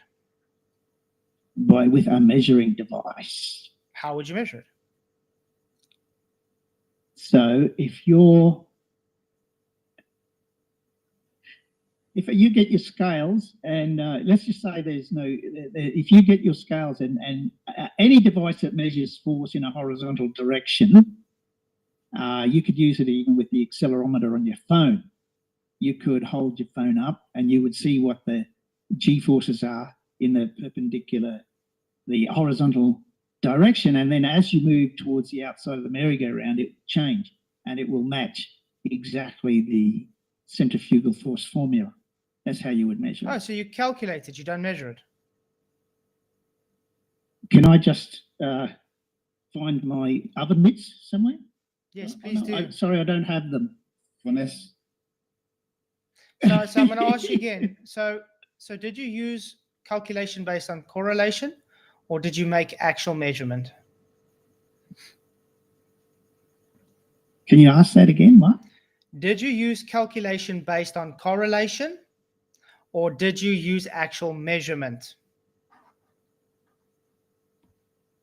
So I showed you the formula for what the gravity should be. I calculate what it should weigh and then measure, and it weighs the same. It doesn't weigh anything else. It weighs the same. So it's and then you correlate the result, and then you find that your prediction is matched by the measurement, and therefore the prediction is valid and relevant. So correlative. Okay. So my point what I'm making is you claimed I can use the phone to measure the G forces. And because I'm an ant now, moving outwards to the rim, I am able to see a difference in this G forces. So therefore, my calculations show that there is a centrifugal spinning force, correct? No. So what you've done is you've hypothesized that there's a centrifugal force, and then you tested it by first calculating what you should read on the G meter, and then going out and measuring it. And when there's a pretty close to 100% correlation, you can state, well, there's no other reason, there's no competing hypothesis. The best hypothesis I have is that I am rotating. Great. So that's causation. I mean, that's correlation, not causation. So how do you know it was based on the spinning merry-go-round instead of maybe the phone had a faulty software? Because if the phone had faulty software, it would not correlate, right? Oh, no. The software was faulty because it gave different readings in different locations. And because you correlated those different locations to that reading, your Correlation-based deduction was Earth moving. So the correlation that you're talking about does not exist. There is no known mechanism by which faulty software can give the exact same reading as a correlation with centrifugal I force. just simplified You're not it. understanding the science. You're not understanding the prediction science. You're trying to make out like some random effect can magically give the result, the same result as a prediction. It's silly. Okay, what I was doing was trying to make it as dumbed down as I can for you to understand that correlation does not make causation. Cause you correlate different weights at different latitudes does not mean it is due to Earth's rotation. That is just your simply deduction based on correlation. You might as well just say space pixies cause this. If I go and say, it's the same as me saying, okay, you know what, guys? My weight changes in the summer and it changes in the winter. Why does it do this? I'm saying it's because of space pixies. Guess what? I measured myself through the summer and I measured myself through the winter. It changed. So therefore, the cause was space pixies. Is that a logical deduction or not? What you've just said is a complete load of rubbish. And that's what your globe's I would based upon. say That is your whole experiment. It's a false equivalence, like because you like to use that word, false equivalence. And so, what how is it a false equivalence? Go ahead. Explain how it's a false equivalence. How is it a false equivalence? No. How is it a false equivalence? Go ahead.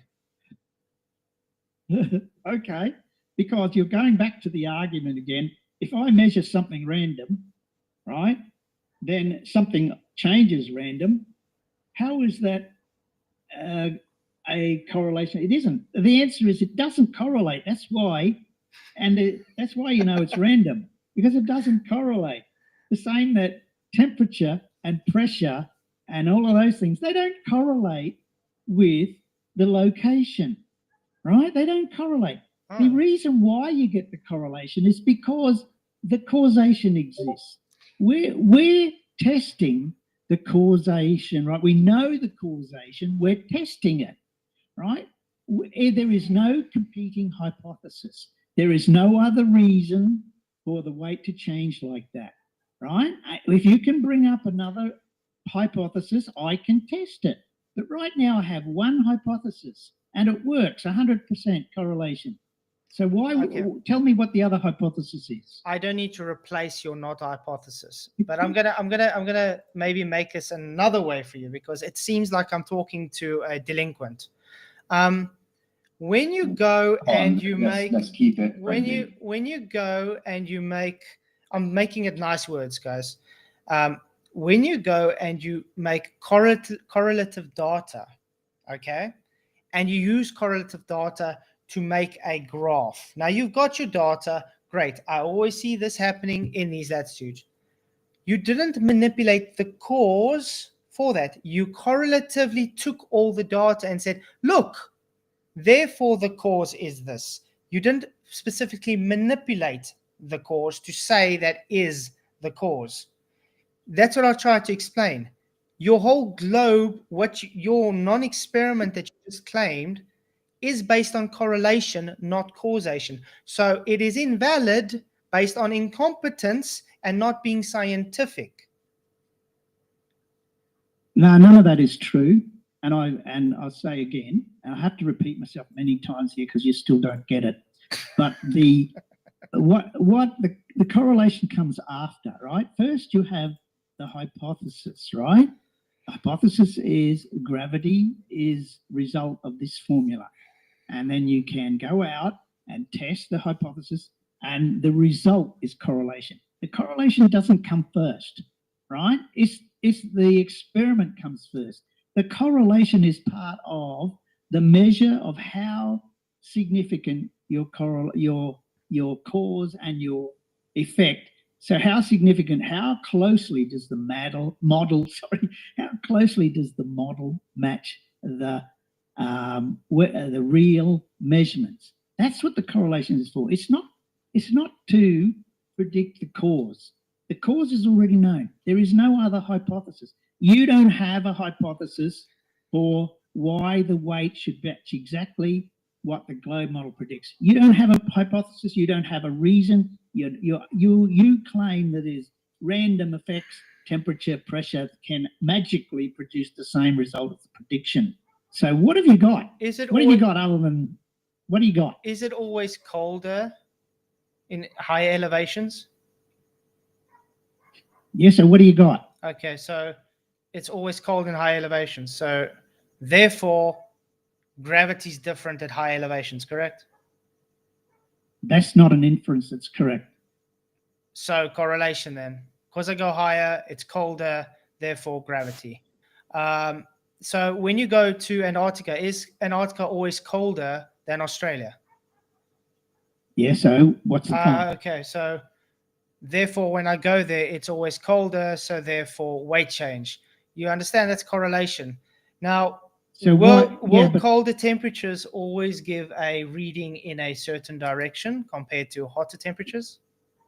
No. No. Do you know what happens to gas when it gets heated up?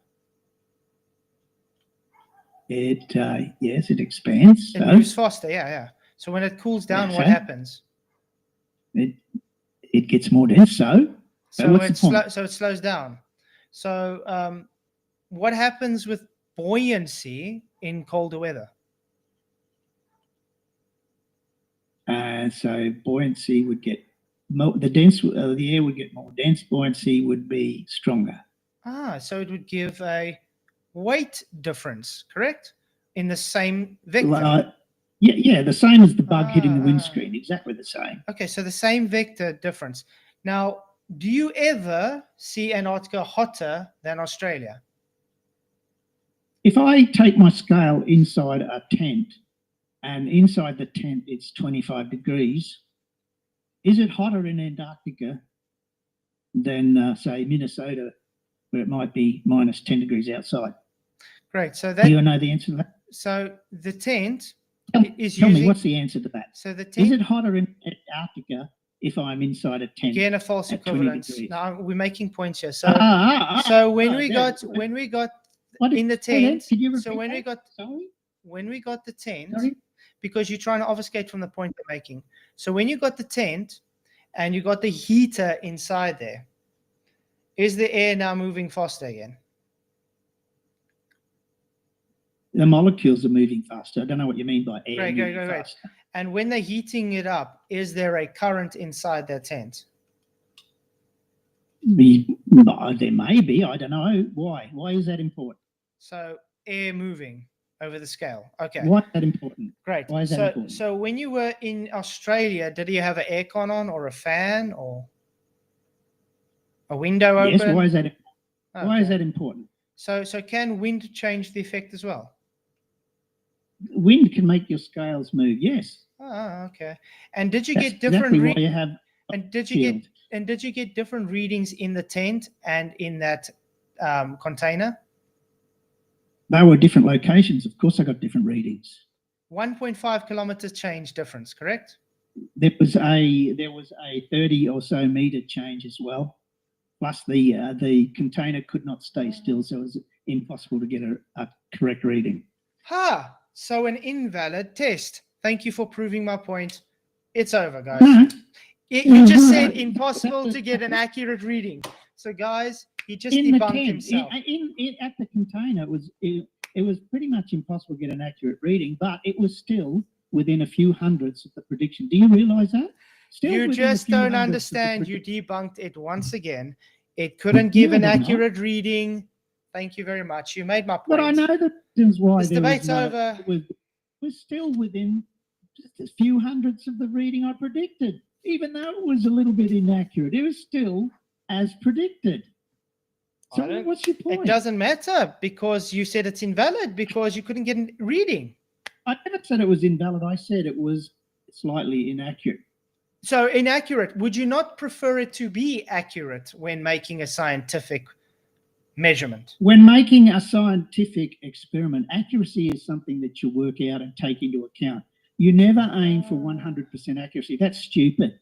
No. That's statistics. That's statistics. That's statistics. You never get 100% accuracy. You take the errors into account, you do an error analysis, and you work out, are your results significant, taking into account the error. That's how you do science, Flatzoid. I'm sorry. No. Do you count the error after or before?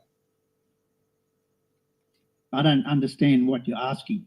Do you account the errors after or before the experiment? The errors are done by an error analysis, by taking readings over many measurements. So afterwards? You don't know what the error is going to be. It's a simple before. answer. You have an idea, but you don't know exactly. Okay, so afterwards. So in other words, I needed to fit my results. So therefore, let me waggle it and make it fit my results. Doesn't that sound sort of like everything your globe is based upon? Oh, I object to that statement. That is silly, right? You cannot say that. That is the stupidest thing you've said tonight. Okay, I'm going to put it another way. You know why you think you have Earth curve? You tell me. Because you misplace what we observe as perspective and call it physical Earth curve. Now what you've done with your scales is exactly the same. Guys, I have a discrepancy, but it needs to match what my model says. So let's change it to make it fit. That's called pseudoscience. That's called pseudoscience. Well done. I don't know where you're getting this from. This is so ridiculous. You need to start again, because what you've just said is complete bollocks. Right? We're not changing anything. I measured. Do you know I measured the weight? How did I manipulate it? What you claim is I faked the results. That's what you're claiming, right? No. How did I fake the I said you correlated your results to work with your model after measurement. I made the results fit. How did I do that? You said you do the result analysis after the experiment and you make error analysis. That is not making the results fit. So I am objecting to what you're saying. You are completely incompetent. You don't know anything about science, and you just got the smug look on your face. Dude, right? I've got this. Do you know why I've got this smug look on my face? Because you're totally showing your ignorance to this whole thing. So I'm going to ask you again. Did you manipulate the data correlation after the experiment or before? I did not manipulate anything. What the hell are you talking about? So what was the error reports? What is your error analysis based upon? The error is an analysis. It's not a manipulation. What does the error analysis tell you? It tells me that the error in the scales is somewhere around 0.03 standard deviation, or I can't remember the exact number. That means that the measurement is valid because the difference from location to location is far greater than the error. That's what it says. So in other words, let's just ignore all variables. Let's just say it's fine because it's close enough. Good, there we go. No, let's not ignore the variables. Let's take every variable into account. Let's make our measurements. Oh, look, they match the prediction. Oh, there must be some magical monkeys on typewriters somewhere, because obviously temperature and pressure did not take into account. So therefore, there's a magic monkey on the inside the scale, or doing something or something. Some magic happens in the scales that the result exactly matches the prediction. What magic is that, Flatzoid? Again, this is exactly what your globers always do. You have discrepancies, and therefore your error is based on correlation to your predicted model. So you make it fit your predictive model. Do you think you would have had the same readings, which was inaccurate, as you said, if you took all the variables into account, the controls?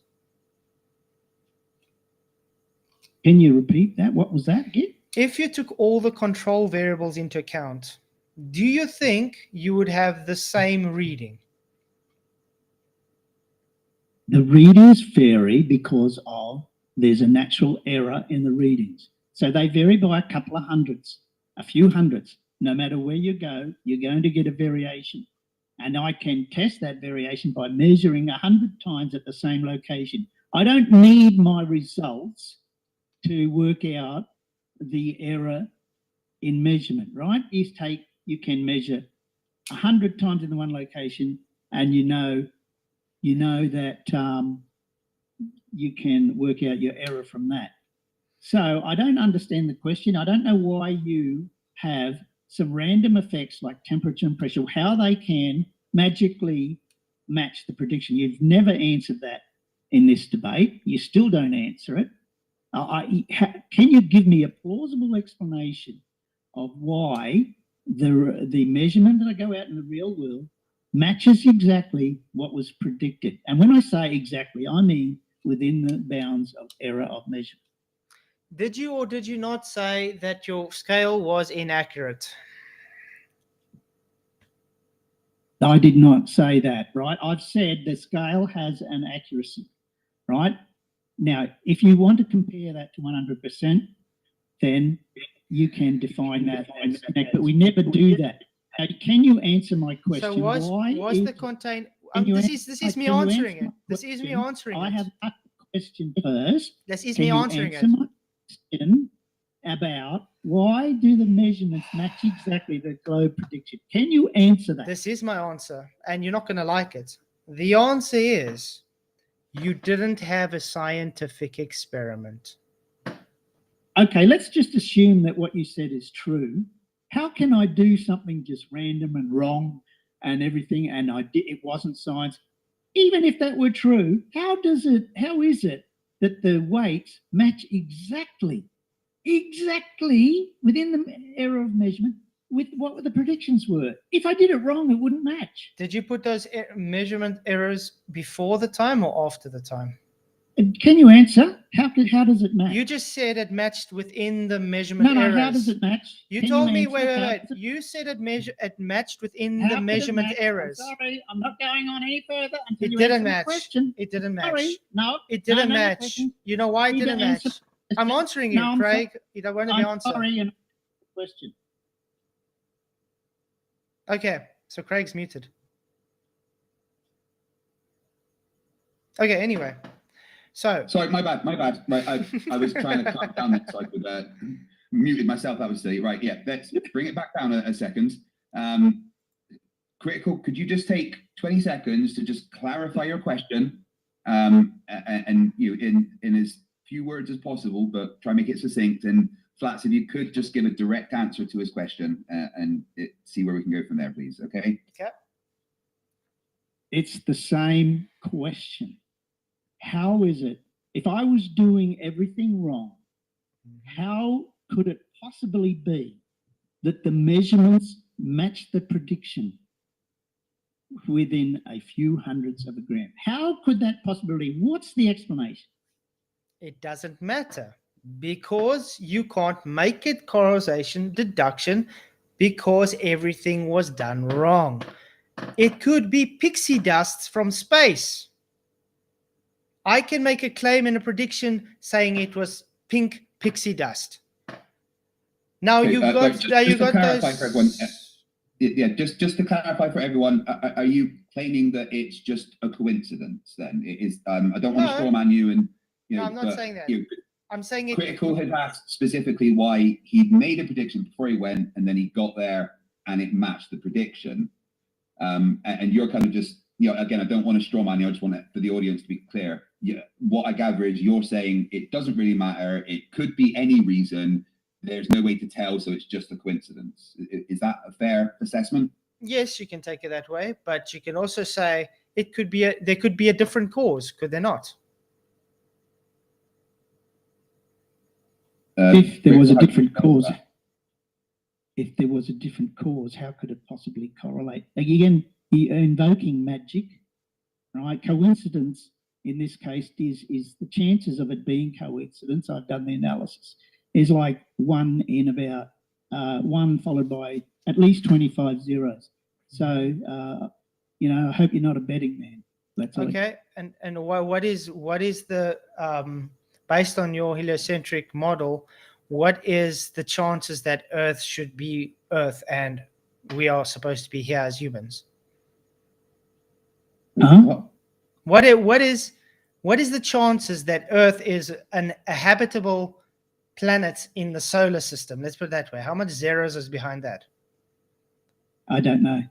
Much Well, more it'd be than what 1 in you 8. just correlated. So did that happen according to your globe model? The chances of Earth being habitable within our solar system would be 1 in 8, right? Because there's 8 planets in our solar system. Well, let's say in the universe. Have we found any habitable planets in your guys' fantasy? Proxima B has a possible Irrelevant. Earth-like atmosphere, but yeah. Well, let's put it this way. Could you try and clarify your question, because I don't think anyone really understood what the question was there, Flat. In other words, it's so impossible for something to be the way it is based on your globe model that we live now and have life and everything and working perfect in harmony, much more than he's 25 zeros he just put to that coincidence. And he's trying to say something that's more possible to happen to his coincidence is less likely to happen than what you guys claiming to happen with just everything as we are living right now. That's my point. But the thing is, I'm saying it's not coincidence. There could be a cause for it. It has to be because it's observed, as you say. What is the cause? You don't know because you didn't science it. You just correlated it and claimed it's a spinning Earth. Get it? False. What's false about it? I didn't claim. I made the hypothesis. I measured in the real world, which is what you do in science, and then I've correlated the result. And because there's no competing hypothesis, this hypothesis is almost 100% likely to be true. How? How do you know it's the cause if you didn't actually manipulate the cause? Well, I did. Sorry, you haven't. No, you didn't. Location change is not centrifugal change. I have manipulated the cause. This is just you saying something that's not true. What, just saying I'm saying something's not true doesn't make it not true. So I want to know, how do you know it's the cause? I better be quiet now because I will start to delve into the insult area, and I need. You already did ages ago. It's been relatively calm. You're actually doing a good job tonight, Craig. Although I'm trying my hardest. Although you did try and help him a few times, but well, I wasn't trying to help him. I was trying to help the conversation. I think I tried. But I think you did a good job, so I'm giving you ups to that. Your chat timed me out for some reason, Flats. I thought I was being nice over there, and they just timed me out anyway. Ah. Yeah. Sorry, guys. Okay, so yeah, I think I've made my point. He hasn't brought science. He hasn't done anything other than correlative gestures, and he doesn't even understand what science is. I'm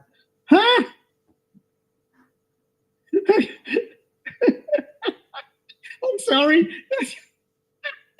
And now he's losing his mind. Oh my God. It's so funny. Okay. I think that's everyone can understand how Critical Think thought about what you just said there. It was quite clear his response in that case. All right, so yeah, there's no point kind of dragging it out. I've got some questions, and guys, if any more questions for either Critical or Flats, please send a super chat. You're right to go through a few questions and that stuff, guys. Yeah, and same this guys. If you got anything for them, let us know. I think I do have a few already. Before that, I did make a note that something Critical wanted to go back on. Critical, you wanted to expand on the difference in location and what that meant for the weight difference. Yeah, I tried to cover that. So we're getting nowhere. So no point in. Okay, all right. I did make a note that you wanted to go back to that, but if you're happy to move on to questions, then that's cool. All right, let me just go through. Signalstep $5 says, this is way too early. My credit card hasn't paid off yet, and I think the last few went to Craig McToon. Check that, please. Just ask Santos Bonacci. I am MC Toon, apparently. Did you see that, Flats, by any chance? No, I haven't watched it yet. I still want to. I'm just scared. I don't watch Sanchez. It's going to be quite painful. It was painful. He demanded a debate with me. He sent me days worth of insulting emails because he thought I was MC Toon. And even though I told him that I wasn't MC2, and then he rage quit after 18 minutes when I pointed out he was on the run from the authorities. That was fun. Total Moves £2 said, you're moving your own credit card, Sigma Step. Right, let me see if there's any questions for Flats here. Patrick Nintaman says, Flats, are you pretending to not understand the experiment, or do you just really not understand? Or maybe I do understand, and I've literally shown he has no idea what cause and effect is. Any response to that, Critical? Well, I'm sorry that Flatzoid doesn't understand science. Yeah, the Fair guy enough. says the guy that doesn't know what an IV is. Says the guy that doesn't know what an IV is. That's correct. It's the independent variable, the presumed cause that you manipulate in the experiment, How which you to didn't do. manipulate the independent variable. You don't know how to do science. Oh, really? Is that so? Yes. Want to test that out? Yes. Okay. How are you going to test it out? Go ahead. Ask me. You do my experiment. And, Yours isn't an experiment. Hypothesize, do it the correct way with science, and make a hypothesis and do everything. You do my experiment, do it the way it should be done. Okay. If you change location, different No, dynamic. I don't want to hear about it. I don't. You just told me you want to do it. I'm telling you now. Come back. Oh no, I thought you said you want to test me on this, so I'm going to do it for you now. Yeah, this is what the test is. We observe different changes in weight when changing location, and the changes are due to multiple variables. We take you in do account the experiment, and you do the science experiment. and show how it's The experiment is based show upon how it's done. the core. I am going to say, I can take a weight in and No, I don't want to hear I can take what you a want weight to say. in. I Wait. want to see I'm going to give. Why are you not letting me Just talk? give him a chance to finish what he's saying, and then maybe you can challenge him to actually do it. Okay. But yeah, just do give him a chance to finish the words that he's trying to get out. Okay, sorry about that. Hypothesis. That's okay. Yeah. I'm just trying to be fair to both sides. Okay. Hypothesis. When place a weight on a scale in a vacuum, the independent variable which causes the weight to change is the medium to weight ratio. So when I manipulate the medium, the weight will change. There we go. That's the hypothesis experiment, and repeatable, and it's always shown. Next. That's my experiment. I want you to do my experiment. Yours is not an experiment. I No, don't no. need to do your dumb thing. That's not an Right, experiment. just give him a chance to respond. I did give you a chance. Yep. So you said I don't know science. You should do it the correct science way. Do my experiment. Do your way at various locations. Do it the way that I should do it, according to the science way. Go to various locations and do the experiment, and let me see your analysis. Okay, I'm going to tell you again. What you did was not an experiment. It is not my burden to try fix your not experiment. You said I don't understand science, so I just gave you a scientific hypothesis and repeatable experiment that you can do yourself. You, on the other hand, have given correlations by ignoring fundamental things like temperature, pressure, wind, humidity, change of movement, everything, and just say, well, it's close enough, so therefore it's true. You, sir, don't have a cooking clue what's going on. I have a repeatable scientific experiment I just told you. You don't. So trying to reverse the burden onto me because you failed to do so doesn't work, man. Right, let's let as the final word on this point, then move on to the next question, okay? Go on, Critical. You just have the final word on that there. Okay. In your experiment that you measure your weight, is there any correlation in your experiment? Causation. Correlation comes after causation. Right, okay, that's certainly clips. All right, Eclipse Chris, £2 says, Flatzoid, there is 2 polar rotations. This only works on a globe. It's not flat.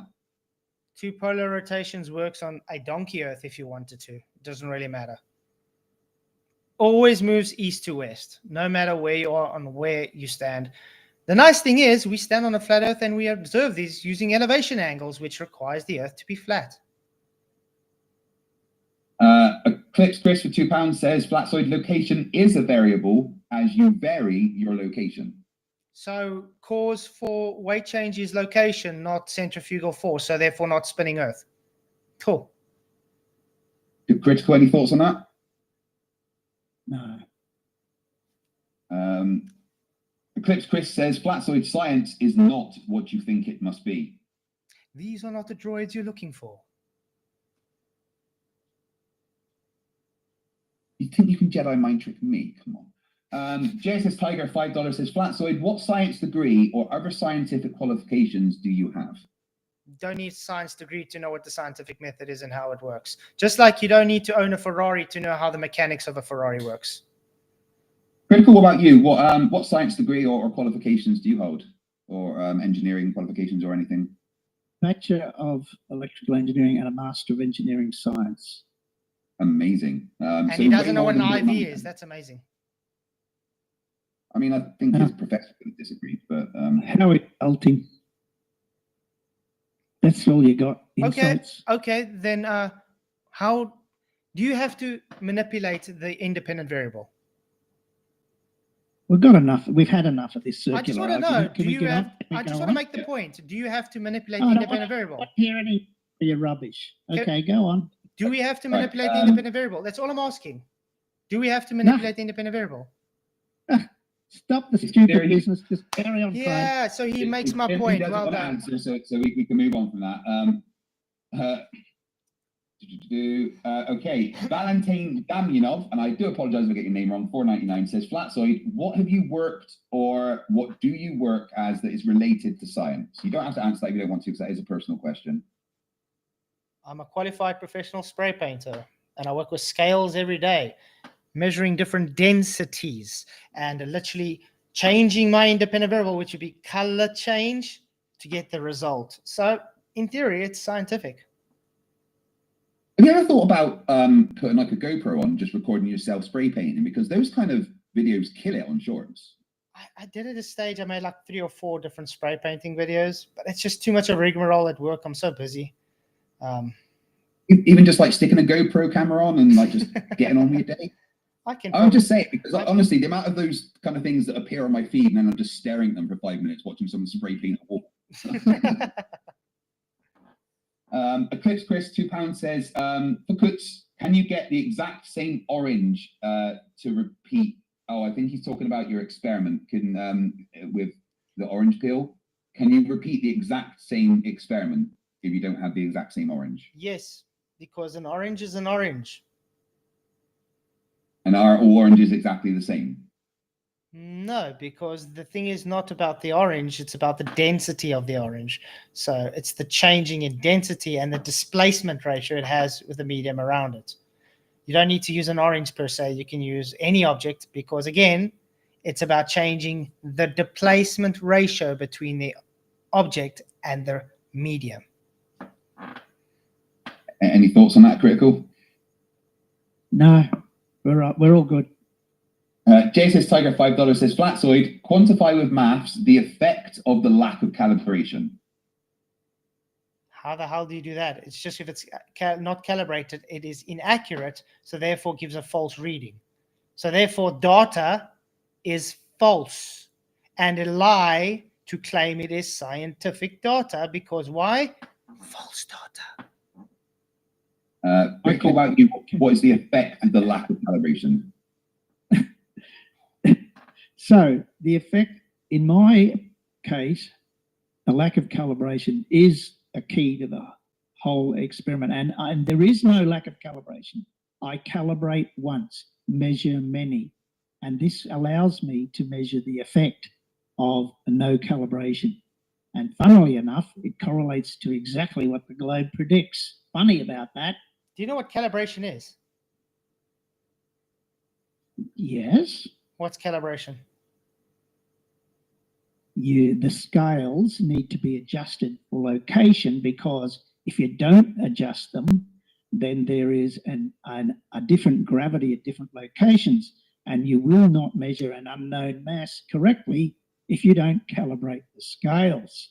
No, it gives a different baseline reading That's why it's calibrated. Calibration gives a baseline reading. So if you move, the baseline reading, the baseline changes. So therefore, you can't have the same measurement because the baseline has moved. Yeah, because of gravity. That's right. There's no such You thing are as correct. gravity. No, I didn't say anything about No, gravity. no, it's It's not. I about the measured it. scales It's not a mechanics. fallacy. It's about the scales mechanics. So yeah. No, it's less about the scales mechanics. Dude, I Critical, do work you know the what the scales margin every day. of error scale is off by hand? Say what? Do you know the margin of error of your scales off by hand? My scales, it's about 0.03. It's claimed 0.1 grams, but my measurements make it about 0.03. Here's E10. And how close to your margin of error was the reading out? You were saying it's a couple of hundred milligrams. In Antarctica, 0.02 was the difference. And so the margin of error is the scales are claimed accurate to 0.1. Right. Okay, right, cool. A few people asked that, so I just thought it'd be interesting to know. Dive the Fourth with the 20th Super Channel. Thank you. 5 Canadian dollars. Flatzoid, you mentioned you did experiments. Did you make sure the GPS location was exactly the same as your control, or are there variables that are not important? What has a GPS got to do with my hypothesis and experiment that I made? I think he's just asking, do you have to literally check everything? Like, did you confirm that you were where you said where you thought you were, and it maps GPS so that you could, or Location location wasn't part of the experiment, so no. When you have an experiment, you have controls. It's usually part of what the experiment details. So your control would be something that could manipulate or change the result. He did not control for any of these things. When I made that experiment now, there was no change location. It was in the same location. So no need for GPS coordinates. It's literally a red herring. Any response, Critical? When Flatzoid moved his scale, he didn't calibrate or even check that it was still level, and the change was within the error of the scales. So it proves nothing. I don't know why he's trying to make a point out of that. Moving the scale takes its calibration out. So and by the way, an aluminium recalibrate flat your top scale? is. You did not. I literally recalibrate my scale, like I said, every 2 months. In your video, you moved your scale. You didn't recalibrate it. Because I just showed it changed the. I took a reading and I moved it, and I took a reading. Scale. Because I showed you when you move it, it takes it out of calibration. That was the point. So you didn't recalibrate it. Because it was showing your idiocy. It was literally showing demonstration to you why you got the result you did. Because you moved it. So it was within Are you the so slow? measurement error. So it's nothing. It's a nothing burger. In other words, it didn't change the weight.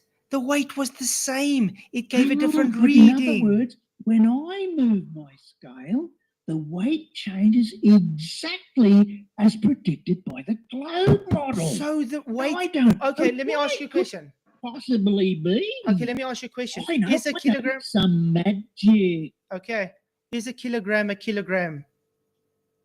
A kilogram mass is a kilogram mass wherever you go. Thank you. A kilogram mass is a kilogram mass wherever you go. But it weighs different. Okay, does a kilogram mass weigh different as a kilogram mass? Huh? Yeah. Can you explain the question?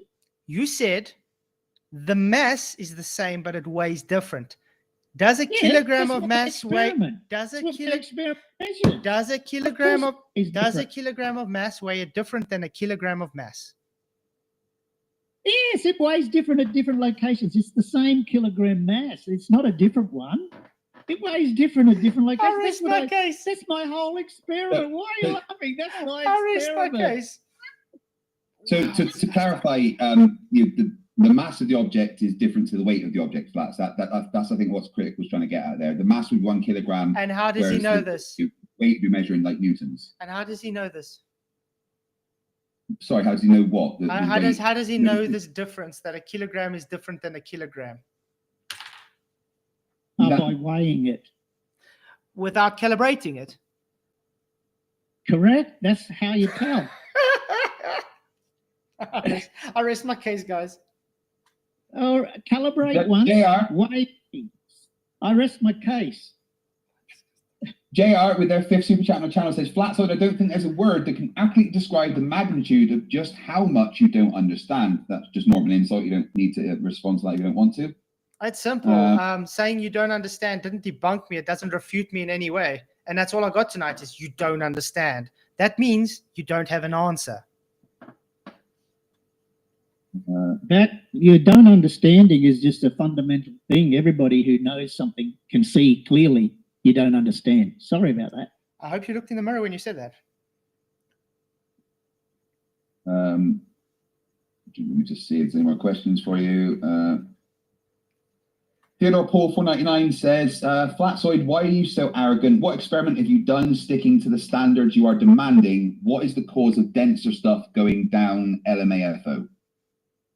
Relative density disequilibrium has been explained many times. Even your gravity literally relies on relative density disequilibrium. Like I said, stick a man on a scale, or object on a scale in a vacuum. The manipulated variable was the medium, so the ratio between the displacement between the object and the medium changes its weight, and therefore it has to either go down or up because the air can either support it or it can't. It's medium dependent. Always the manipulated variable is the medium and object ratio displacement ratio. There we go. And this is repeatable constantly, always. Any thoughts, Critical? Oh, not taking notice of that word salad. Thanks. Eclipse Chris for £2. I'm going to paraphrase what he says here. Do you think that if you took your version of science to actual scientists, you would get laughed at, Flatzoid? What version? It's the scientific method. It's not my version. There's one version. It's the method. Well, I mean, there's more than one scientific method, but yeah, I guess the question is, if you went to a scientist and explained what you understand about science, do you think they would agree with you? Because it's the method, yes. Well, again, there is more than one scientific method, but that's not what I'm asking. It's the method. But yeah, there is a method. Sorry, I don't know. Maybe it's just my English, but last time I checked, method is singular. Methods is plural. Yeah, there's a scientific method for like different fields of science have their own scientific method. You know, different industries have their own scientific method. I mean, I'm not arguing. I'm just kind of so that he can understand. He's just asking, if you went to a scientist and explained how you understand science, do you think that they would agree with you? Or Yeah, do you think they would because I laugh? present the scientific method. Right, okay. The scientists in my chat are disagreeing with you. That's strange. They're not scientists. They would agree with me, and they have. Okay.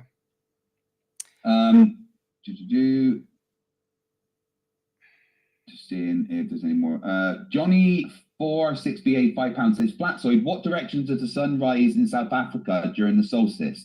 Is it south of due east or is it top left? Top left. Wait for my video where I did the observations, which shows it to be 5 degrees off of the globe prediction. 3 times. That's called testable, repeatable observation. And he needs to answer the question. I just did. 5 degrees off. I didn't hear any directions in there. Which direction? South? You'll see my video when it comes out. And when it sets, it's also off, by the way. So no answer. If you watch my lives, you would have seen it, Critical. Not 118 degrees southeast, as the globe says, just to let you know. All right, let me just see if there are more questions. Guys, thank you very much for the super chat support. Mr. B says for $5 Australian, Flatzoid, being repeatable means that you can go and repeat the test yourself. Yeah. Not really. the statement. Okay, these are just insults. I'll read them once you're not here. Thank you. DJ Most for 5 years says, Flatzoid, what object did you use to verify density, magnetism, etc. affects falling speed? And where can I see a video of it? If there's no video, then it didn't happen. He gave a hypothetical to understand, so I told you what the scientific hypothesis and experiment would be. We just saw Action Lab actually do it for you as well. So,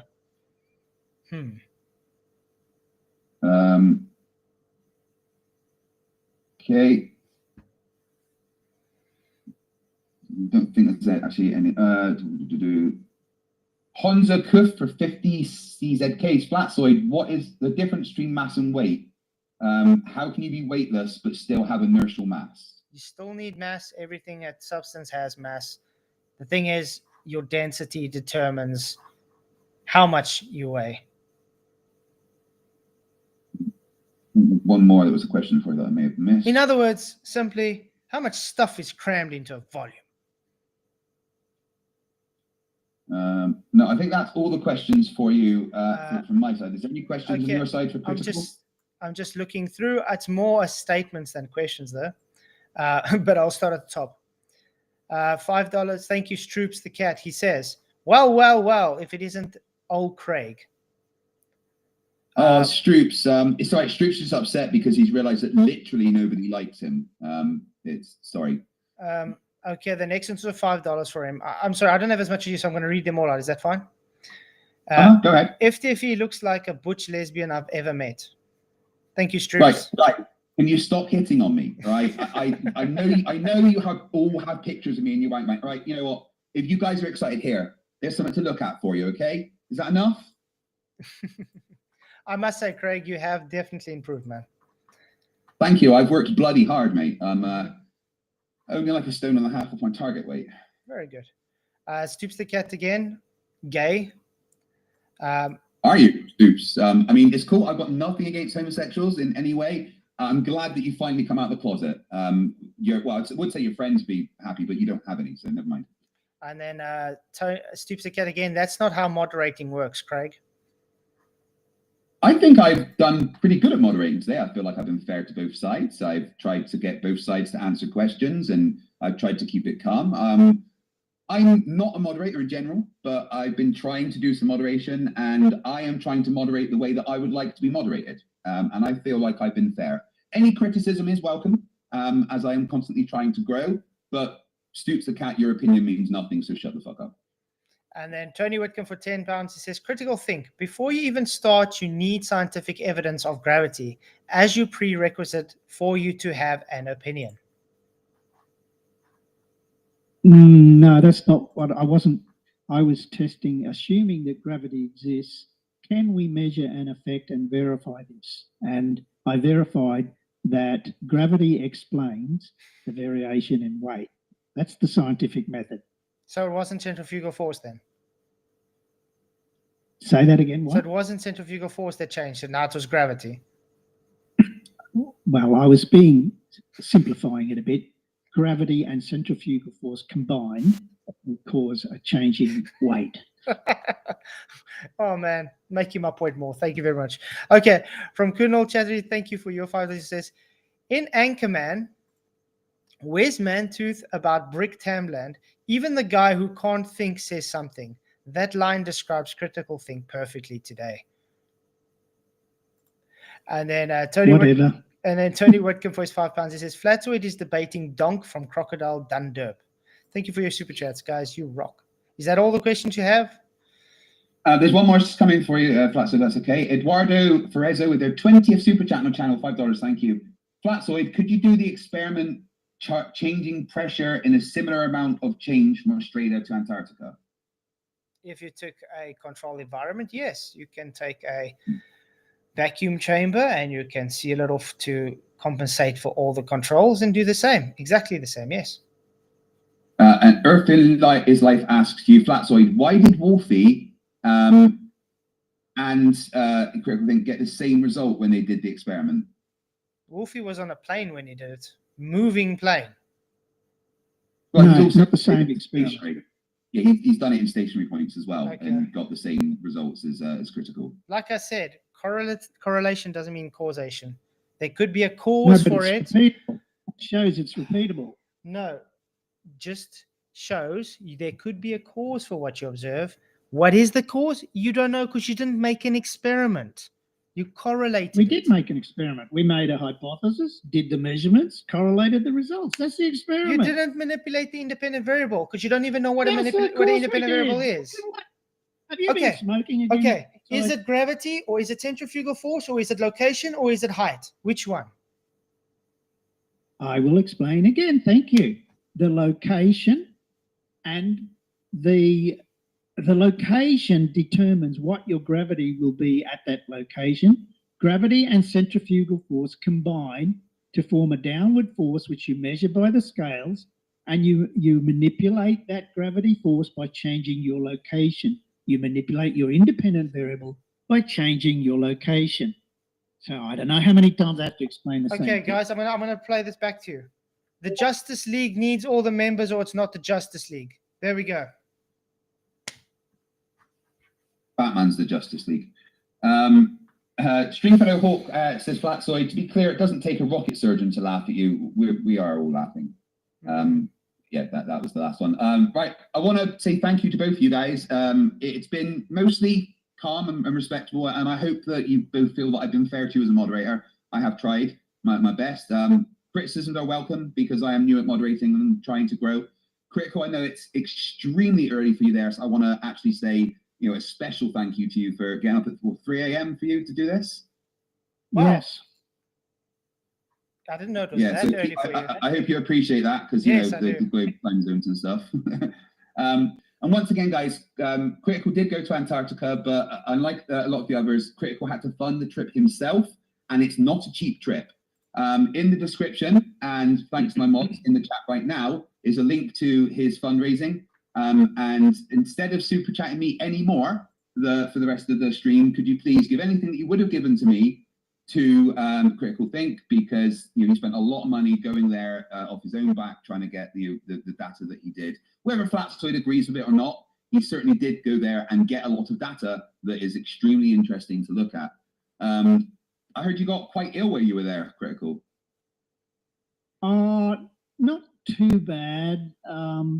Not quite ill, right? It was a mild case of flu, but it was over in a few days. But I did cough and splutter for about a week after. Yeah, but it was otherwise, not too bad. It was Witz's vaping, man. He breathed on you. Fake gay. But yeah, also congratulations for spending 10 days with Witsit and not getting put in jail. That's always some kind of a compliment. Next up, it's your turn, Craig. But yeah, my wife's coming with me, so I'm definitely, she's going to make sure that I'm behaved. In 28 days, I meet Witsit gets it. What fun. And just tell him, Flatzoid says personally hello.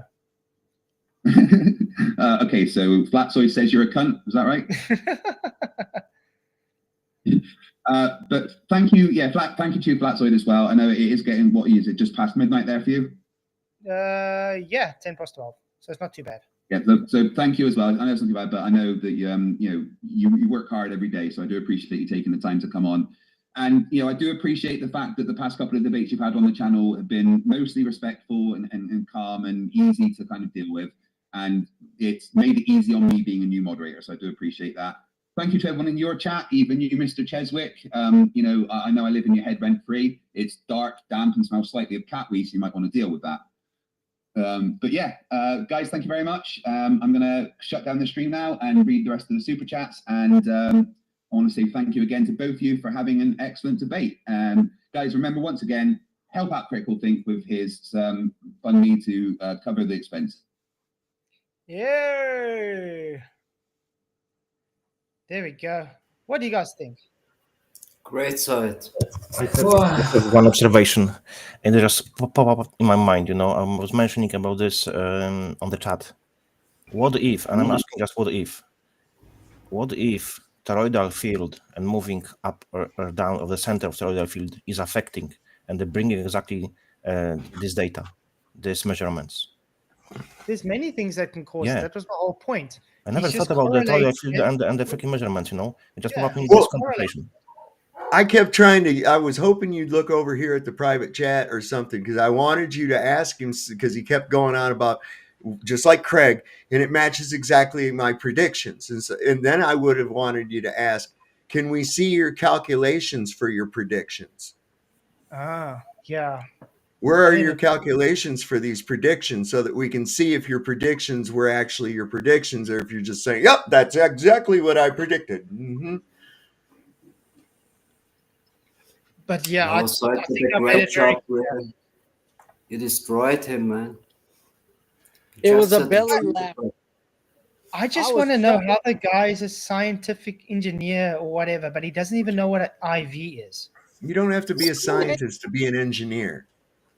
No, he That's- says specific. It's a specifically a scientific engineer, whatever that is. Oh, that I Yeah. don't believe that's. Is that really something? I was Matthew, hoping I that. think I'm you were gonna look. cooking out a little bit, Matthew. Oh, I'm gonna look. I just want to say it would be the better one, so it, of course. I was chuckling on the other side of the screen, man. It was a belly laugher. When he's I gonna, yeah. I wanted to ask him with, or if he could define mass with physics. This is I like want- you said, the projection is kilogram. amazing. Oh, sorry. I didn't realize you're still talking. Well, he definitely listen. This is from Penn State Department of Engineering, Science, and Mechanics, and just based on his little experiment. Listen to this. What do engineering scientists do? The unique knowledge and interdisciplinary skill set of engineering scientists allows them to merge multidisciplinary, and there's that word again, resources to propose and develop innovative, enduring solutions and transform the latest scientific discoveries into. And then that's what I wanted to point out. Let's see. So in other words, that's word salad. Into enabling new technologies. But what I found was interesting was that it says the interdisciplinary skill set, which would mean, following a scientific method, which he obviously did not do. Yeah. And if you weigh a kilogram and it weighs differently from a kilogram, then it's not a kilogram. Well, I heard that a pound of gold weighs more than a pound of feathers. Yes. So, Those are the effects of so much. and that came from a 3D printer engineer that I heard about. And photographer for 40 years. Yeah, and professional photographer that can't focus a camera. Yeah. So guys, we have 395 votes. Fake TFE had science. Nope, 36%. No, 16%. Yes, 43%, and maybe 5%. So nope wins because nope and no stick together, which should be well over about 60%. Oh, it did a great job. So it really said everything. When you first started, that Craig donate all of his. See space. Dude, I was cracking. Yeah, because he's pushing him to they should help him. Like, okay, take all your super chats and give it to him then. I know. I mean, that's the first thing they said was like, goes. I mean, ask after the debate, not before. Come on. Yeah, he's right. You're right though. Like I think he just done that at the end because of what you said at the start. I think he probably wouldn't have done that otherwise. I might be wrong, but I doubt it.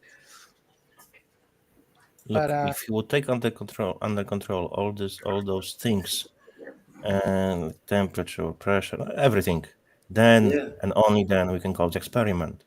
But because he didn't do it, by definition, we can't call it experiment. Very simple. He said to you about flights, he kept saying, like, you just ignoring science. And I said in the private chat, well, you can't ignore what you don't see. There's no science there, so how can you be That's why I said on the chat, that Flat does not understand scientism, but he comprehends science. Because what's her meaning? But it's amazing how he keeps trying to tell me, okay, I must tell him what's going on. Dude, you're the one who's claiming it's science. How must I turn something that's not scientific to science? I wanted you to ask if objects weigh more or less in a vacuum. This, you know what? Flat is very simple answer. That's Yeah, you have the best, how you yeah. can turn flat Earth into globe Earth. The same story. Mhm.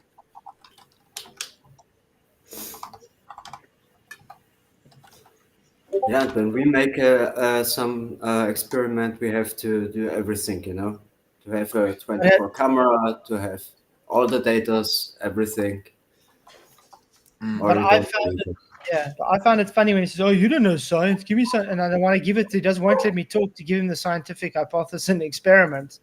No, no, no, no. You must create the videos, dude. I'm telling you to your face what's going on now. Yeah. I mean, the guy even tried to test me on scales, thinking I don't know what the hell scales are, but I work with scales every damn day of my life. Then he started taking the mick at you. And the video, you were doing that intentionally to bloody show him what he did. It's not hard to understand. If you move it, the calibration is out. So therefore, any measurement after that is inaccurate. He even had conceded this. So therefore, your measurements, your data is false, inaccurate data. It's an invalid It's even when you calibrate it all the time, you need to take care about the weight, you know, that it's not too hot or too cold or something, you know. So we change also the- Because that's what I said. So a kilogram weight weighs a kilogram weight no matter where you go. Cat GPT says you should give all your super chats to Roger for his GoFundMe Antarctica. Okay. Does he want the little bit of? Okay. I'll give you the 400 rand I just made. How's that? I'm sure that's going to pay for the one sock you're going to use.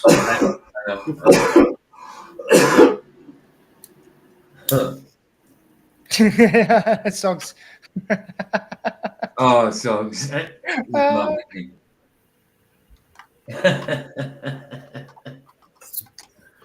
Socks, yeah, he's the meme machine. But yeah, I was expecting that. The thing is, I must say, Craig did a good job. But the only thing I can fault him on, he kept on trying to defend him and trying to help him. Of course. A few times. Came to his rescue a few times. Little demon. I think that's why Stoops or whatever said that in their super chat. But that's not how you moderate. But other than Did you that, I saw think he him? did a good job. Sorry, did you saw McToon with King Nico? Yeah, I think he did pretty good job. He was The very debate. biased. He was a bit, but you know, it's big improvement from his end. To be honest, that's my perspective. He was such an asshole to King Nico. This was unbelievable. Who was? Yeah, McToon, you know. When he was McToon's an asshole debating to everybody. King Nico. What, Yeah, but McToon? he's an asshole to everybody. What, is McToon debated King Nico? Yeah. At the Yeah, beginning, that's he what- lowers his microphone so he can't talk much, and he I was thought it just laughing, he man. debated. Okay. He I debated thought it him, was yeah. just the TFE and thingy. I didn't know he did McToon as well. Which means Roger isn't going anywhere. You don't know that, do you? He might not. He might. Well, If he's still got a year, and still got a year to get the funding. you can still help him to get on it. Yeah, but I loved how King Nico was doing that, you know. He just sits there and was protecting his Bible, yes. And McToon gets really crazy. He was showing there, you know, the fingers of the evil and everything, yes. He was really getting nervous. He was seeing this, yes. But King Nico just said, your demons are going to rumble inside in you. I really love You his must watch it. pushed It's laugh rated at his C, end. You know, when he was laughing, really pushed. No, they see this in much of shows, you know, they get nervous and like Witzit, you know, he's moving Well, around. maybe if Roger left this with the link, then it would get promoted. Cat GPT.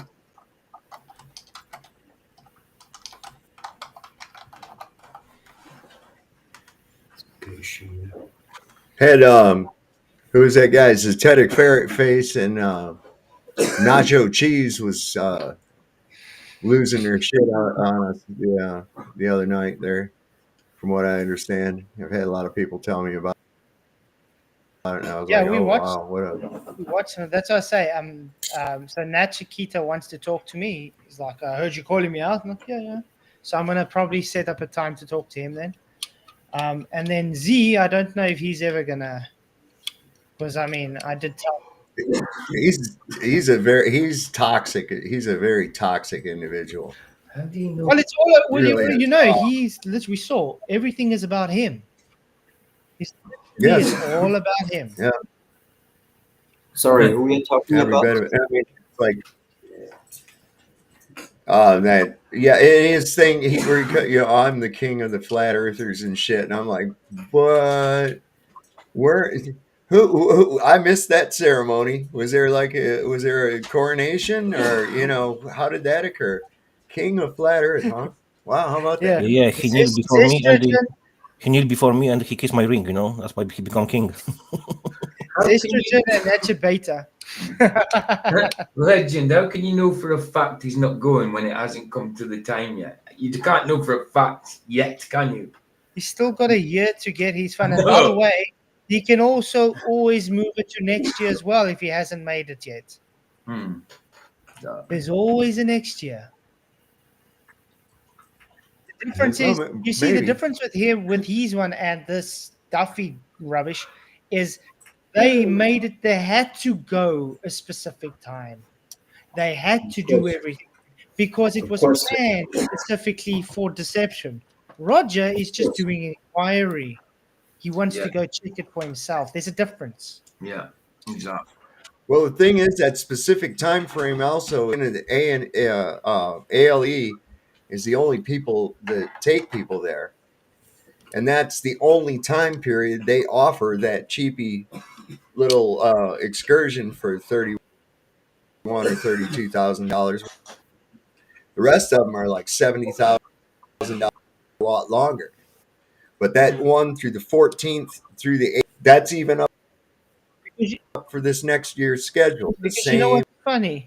You know what's funny? If you take from South Africa, in Cape Town, you go to Troll Station and all that, you don't see the 24-hour sun. It's weird. The only place you see the 24-hour sun, they claim, is their Union Glacier. Why don't you see it anywhere else? Yeah. Why you didn't notice there? I find it good that you go down there, really. Flatzoid, great. Hope you had a great time. But yeah, I would love to go down to Cape Town to go to Troll Station, just to say I went to the Troll Station.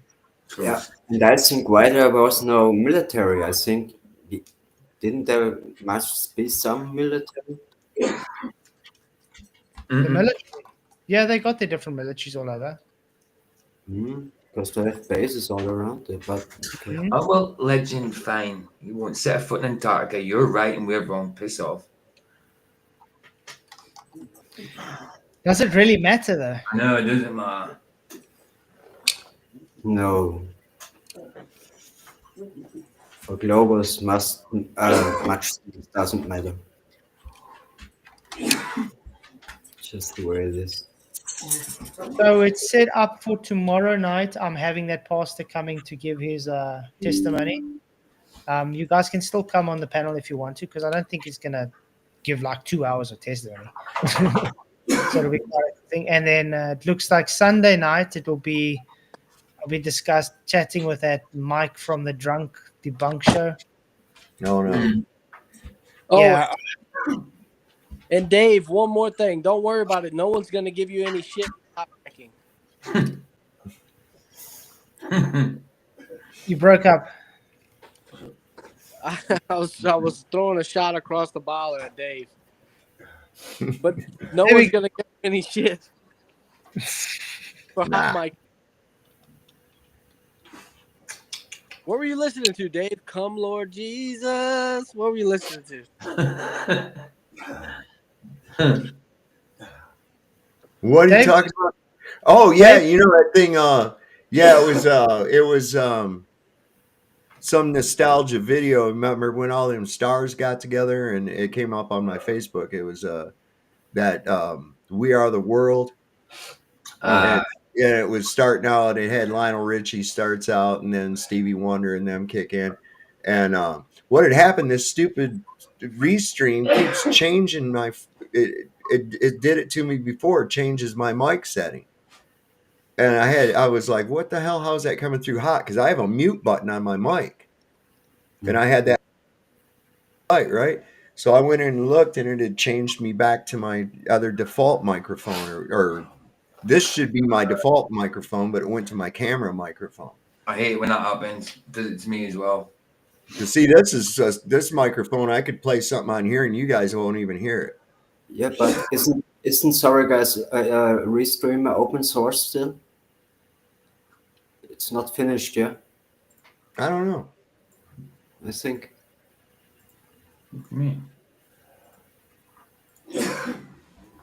Check this, guys. Which one is the real Keanu Reeves? I've seen that.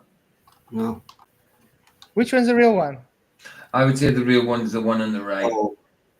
This one. Yeah. That's the CGI. Is it? Yeah. See what I mean? See what I mean? And that's in Unreal Engine 5, guys.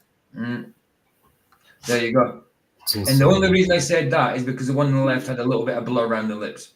So it just shows it. Now I can tell it's CGI. Now, when he's Neo, I can tell it's CGI. And Trinity, yeah. But now my question is, are they not able to make that with people walking far away in the distance? There is no spoon. Don't pay attention to the man behind the curtain. There is no spoon. That's it. Landing. Don't try to bend the spoon. That's impossible. Instead, only try to realize the truth. What truth? There is no spoon. Then you'll see it's not the spoon that bends. It's only you. That's the spoon. There is none. No, it's sad there. But that's just how it is. Now we know it. So, what do you guys have to say? Any closing statements or? There's not much to say about the debate. It was just literally not there. The debate is great, so it really. Yeah, that's all I can say is like, well done. I mean, then you had your normal trolls in chat saying, "Oh, he's getting beat by an old Aussie guy," and oh, like, come on. Nah, well done. Yeah. Well done. I want to say I don't care anymore about the final. I care about it, but not about the guys who was there, like Witzit or Sharon Mason. I don't care anymore about them, but they lied to us, and that's the deceive, and that's just like the moon landing 2.0 is. It's really like that. Yeah, I have to agree. The rest of it's just irrelevant once it, boom, like with NASA. Okay. It don't matter to me what they're going to put out or what they say. Dude, you had to fake it. It's not real. That's all. Yeah. That's right. As soon as we found a hint of deception, well, no. Okay.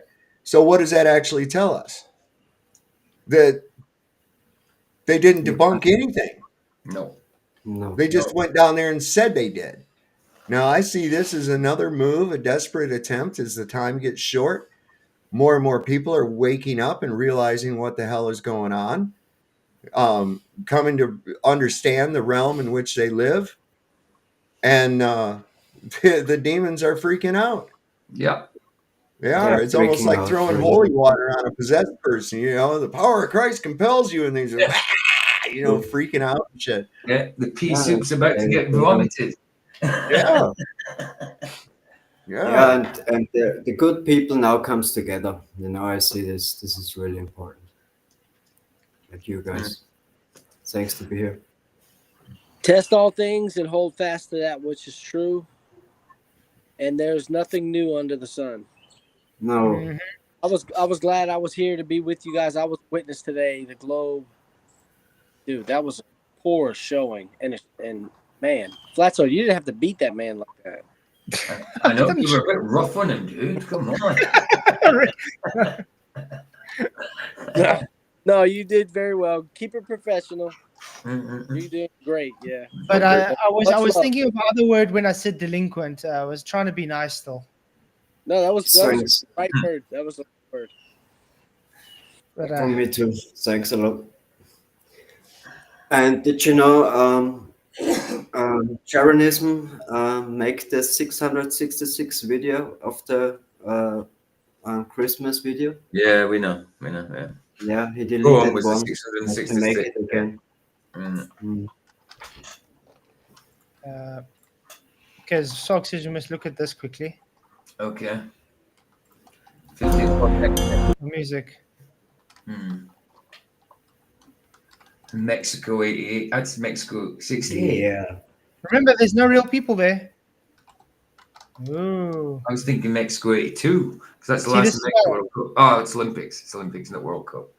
Yep, and it's all fake. Wow, man. That's what I said. You can create unreal environments. What I'm saying is just building. It's building, isn't it? But digitally building. Mm-hmm. See, it all looks real. Yeah, that looks brilliant. You just don't know if you're not looking for it. Mm-hmm. Looks like a little bit old, but looks good, yeah. It reminds me in the Roger Black race, you know, that when Oh, Wayne wow. collapsed at the end. Was it Roger Black? Yeah. Back in the 50s? Can't remember. Yeah, stock No, footage you and can't. VFX. You can't believe anything anymore. I Pictures. find it really odd that they keep saying, nah, you guys just don't understand. You don't understand. How could they fake it? Blah, blah, blah. And then when you tell them how they can fake it, then it's like, no, you guys are just desperate. Yeah. It's like, is it possible to be faked? The answer is yes. Is it looking to be faked? The answer is yes. Yes. So what does that tell you? I understand people can just say, okay, they accept there's a 24-hour sun. Again, it's not about the 24-hour sun. It's about they are being deceptive. They found it to actually go below the mountain.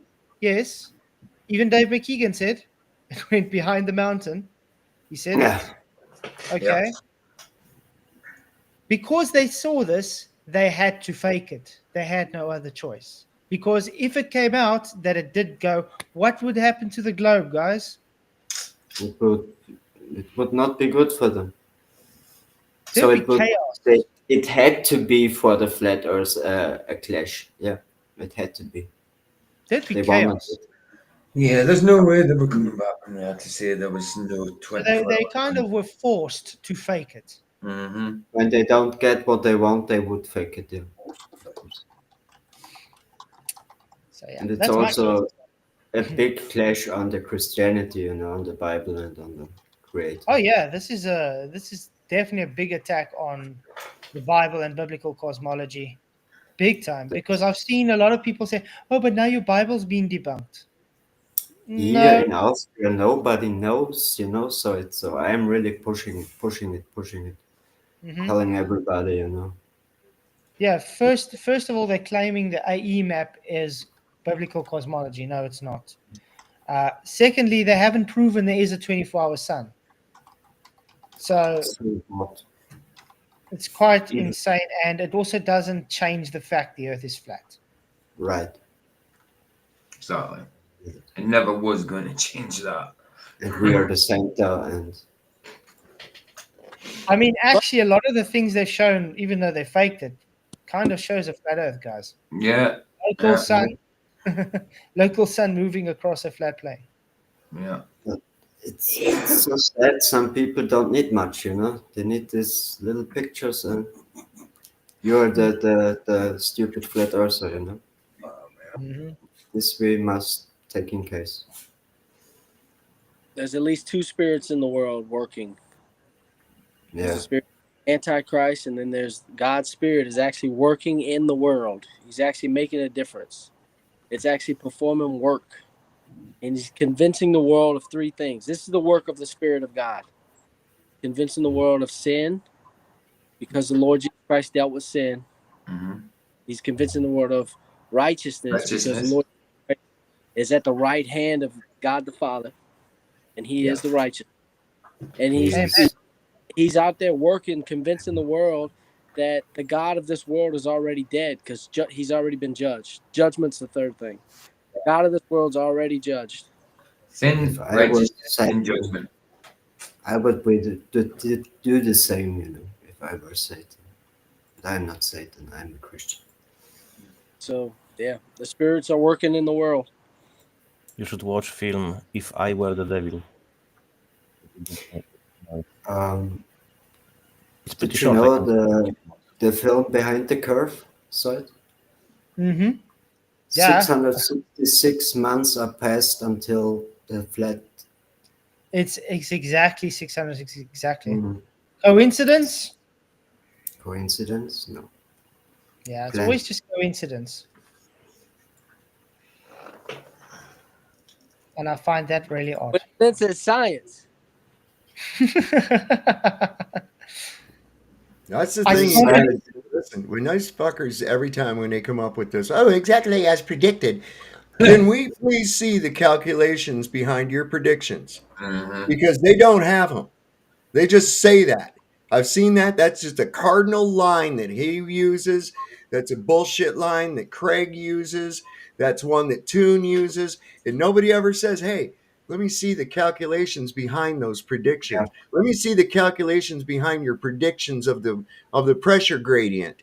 Okay? I want to know specifically how gravity acts on each one of the gases specifically. Do you have those? Do you have those numbers? Yeah, but that's also why he's like, oh, the WGS84. It's like, dude, the WGS84 has got nothing to do with centrifugal force. That was a belly laugher too. That was so funny. Yeah. So And last the time I drone- checked, geodetics has nothing to do with centrifugal force.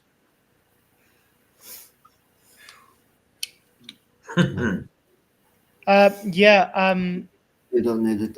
I also had the documents from Witsit with the charge for assault for spitting on his wife and all that, but I didn't want to present it. I didn't feel right to present stuff like You're that. good, man. I know. So Eddie Banjo did present it, but Okay. yeah, I already knew about it. Okay. I just didn't feel right presenting it. Yeah. So journalism is now a global. Yeah? He always was. I was think he was. Yeah, he always was. Yeah. They can have him. They can keep him. No, as Yeah. Anthony says, no takeies backsies. Well, it's We either can all- that, it's either he always was, or he's a flat earther that's just completely sold out. You know what I mean? Right. Another boy. Yeah. Yeah, but no. No, I would say he was a glober from the start. That's my. He's done. Think about it. All the Globers are now supporting his channel. He's getting a whole bunch of new subscribers, Of new course. supporters, and everybody that supported him for these last 10 years is now seen as trash to him. Take that into consideration, guys. Yeah. Everybody that supported Jaren for the last 10 years, he says is trash. Yeah. These are the new astronauts. Yeah. So it's also It's why I'm not it's why I feel sorry bad. what I want to say. No, forget it. Maybe it comes back. I feel bad for the t-shirt collectors, you know, Oh, yeah. and those people that are duped into, and this is one of the biggest things I talk about even on my show, is being victim of the perception deception. Stop basing what you validate on the perception of the person that gives it to you. Yeah.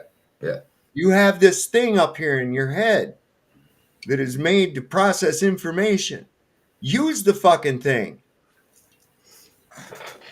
You know? Ask questions. Don't just accept it and say, wow, that guy acts really cool and I have his shirts are really neat and shit, you know? And he's got a really lot of subscribers. I don't get numbers and shit. They are At the end of the day, it's another swinging dick on YouTube, okay? Yeah. Well, we all know why Elizabeth was chosen for the golden ticket, guys. I'm really going to say nothing about that, but we all know why. Yeah, you did great with it. But he was... the demons was rumbling inside, yeah. Well, the demons got a hold of David too, you know?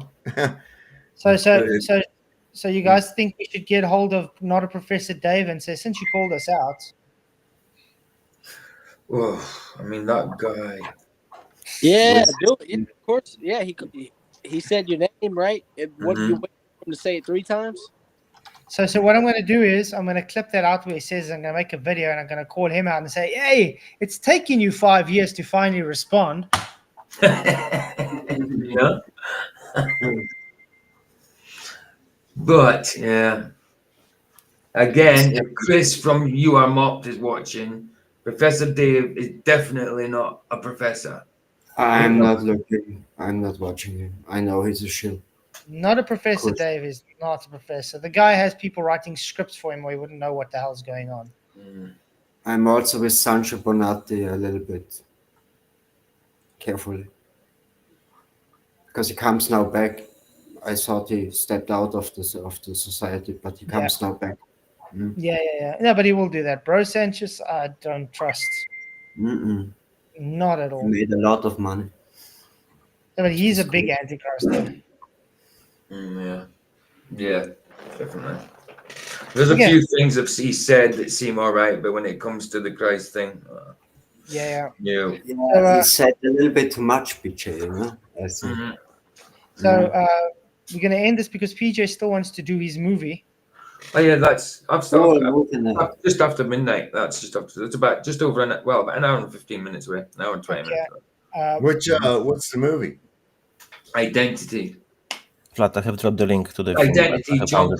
John Cusack, really from about 2005. Pretty good video. Okay. Really, it's a great summary. Really good. Cool. I think everyone should watch it. Went with the dog, Yeah, then I I'll put it in the. I'll put Janus's link also in there for you guys if you want to watch this. Cool. The truth about it.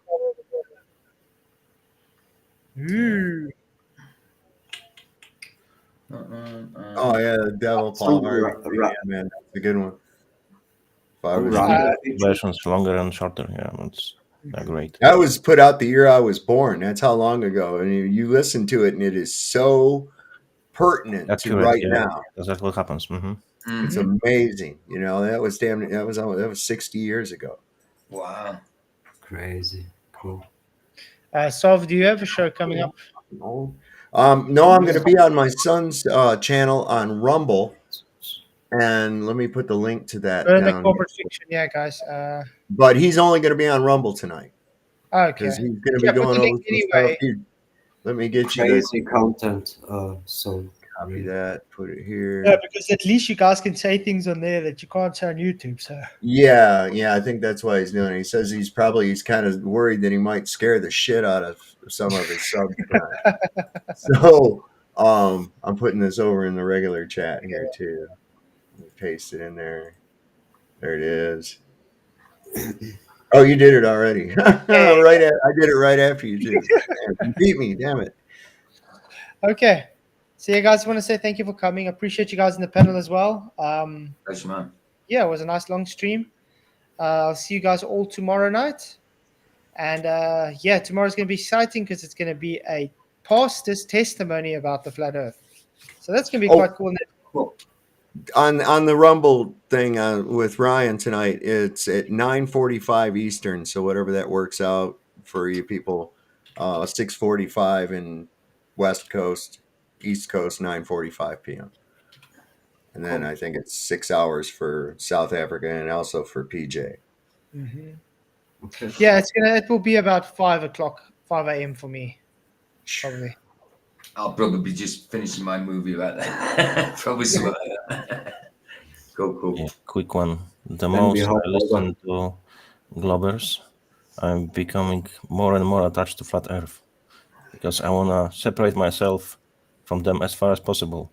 Even if I know that the Earth is flat, they're helping me with that. Hey, great to hear. Have you guys realized that this whole TFE has made Globers very, very obsessed with what flat earthers think? Not everybody, there are different kind of people. All right. Why didn't Sov reply to Zed and Natch past night? Society, it's good, I think.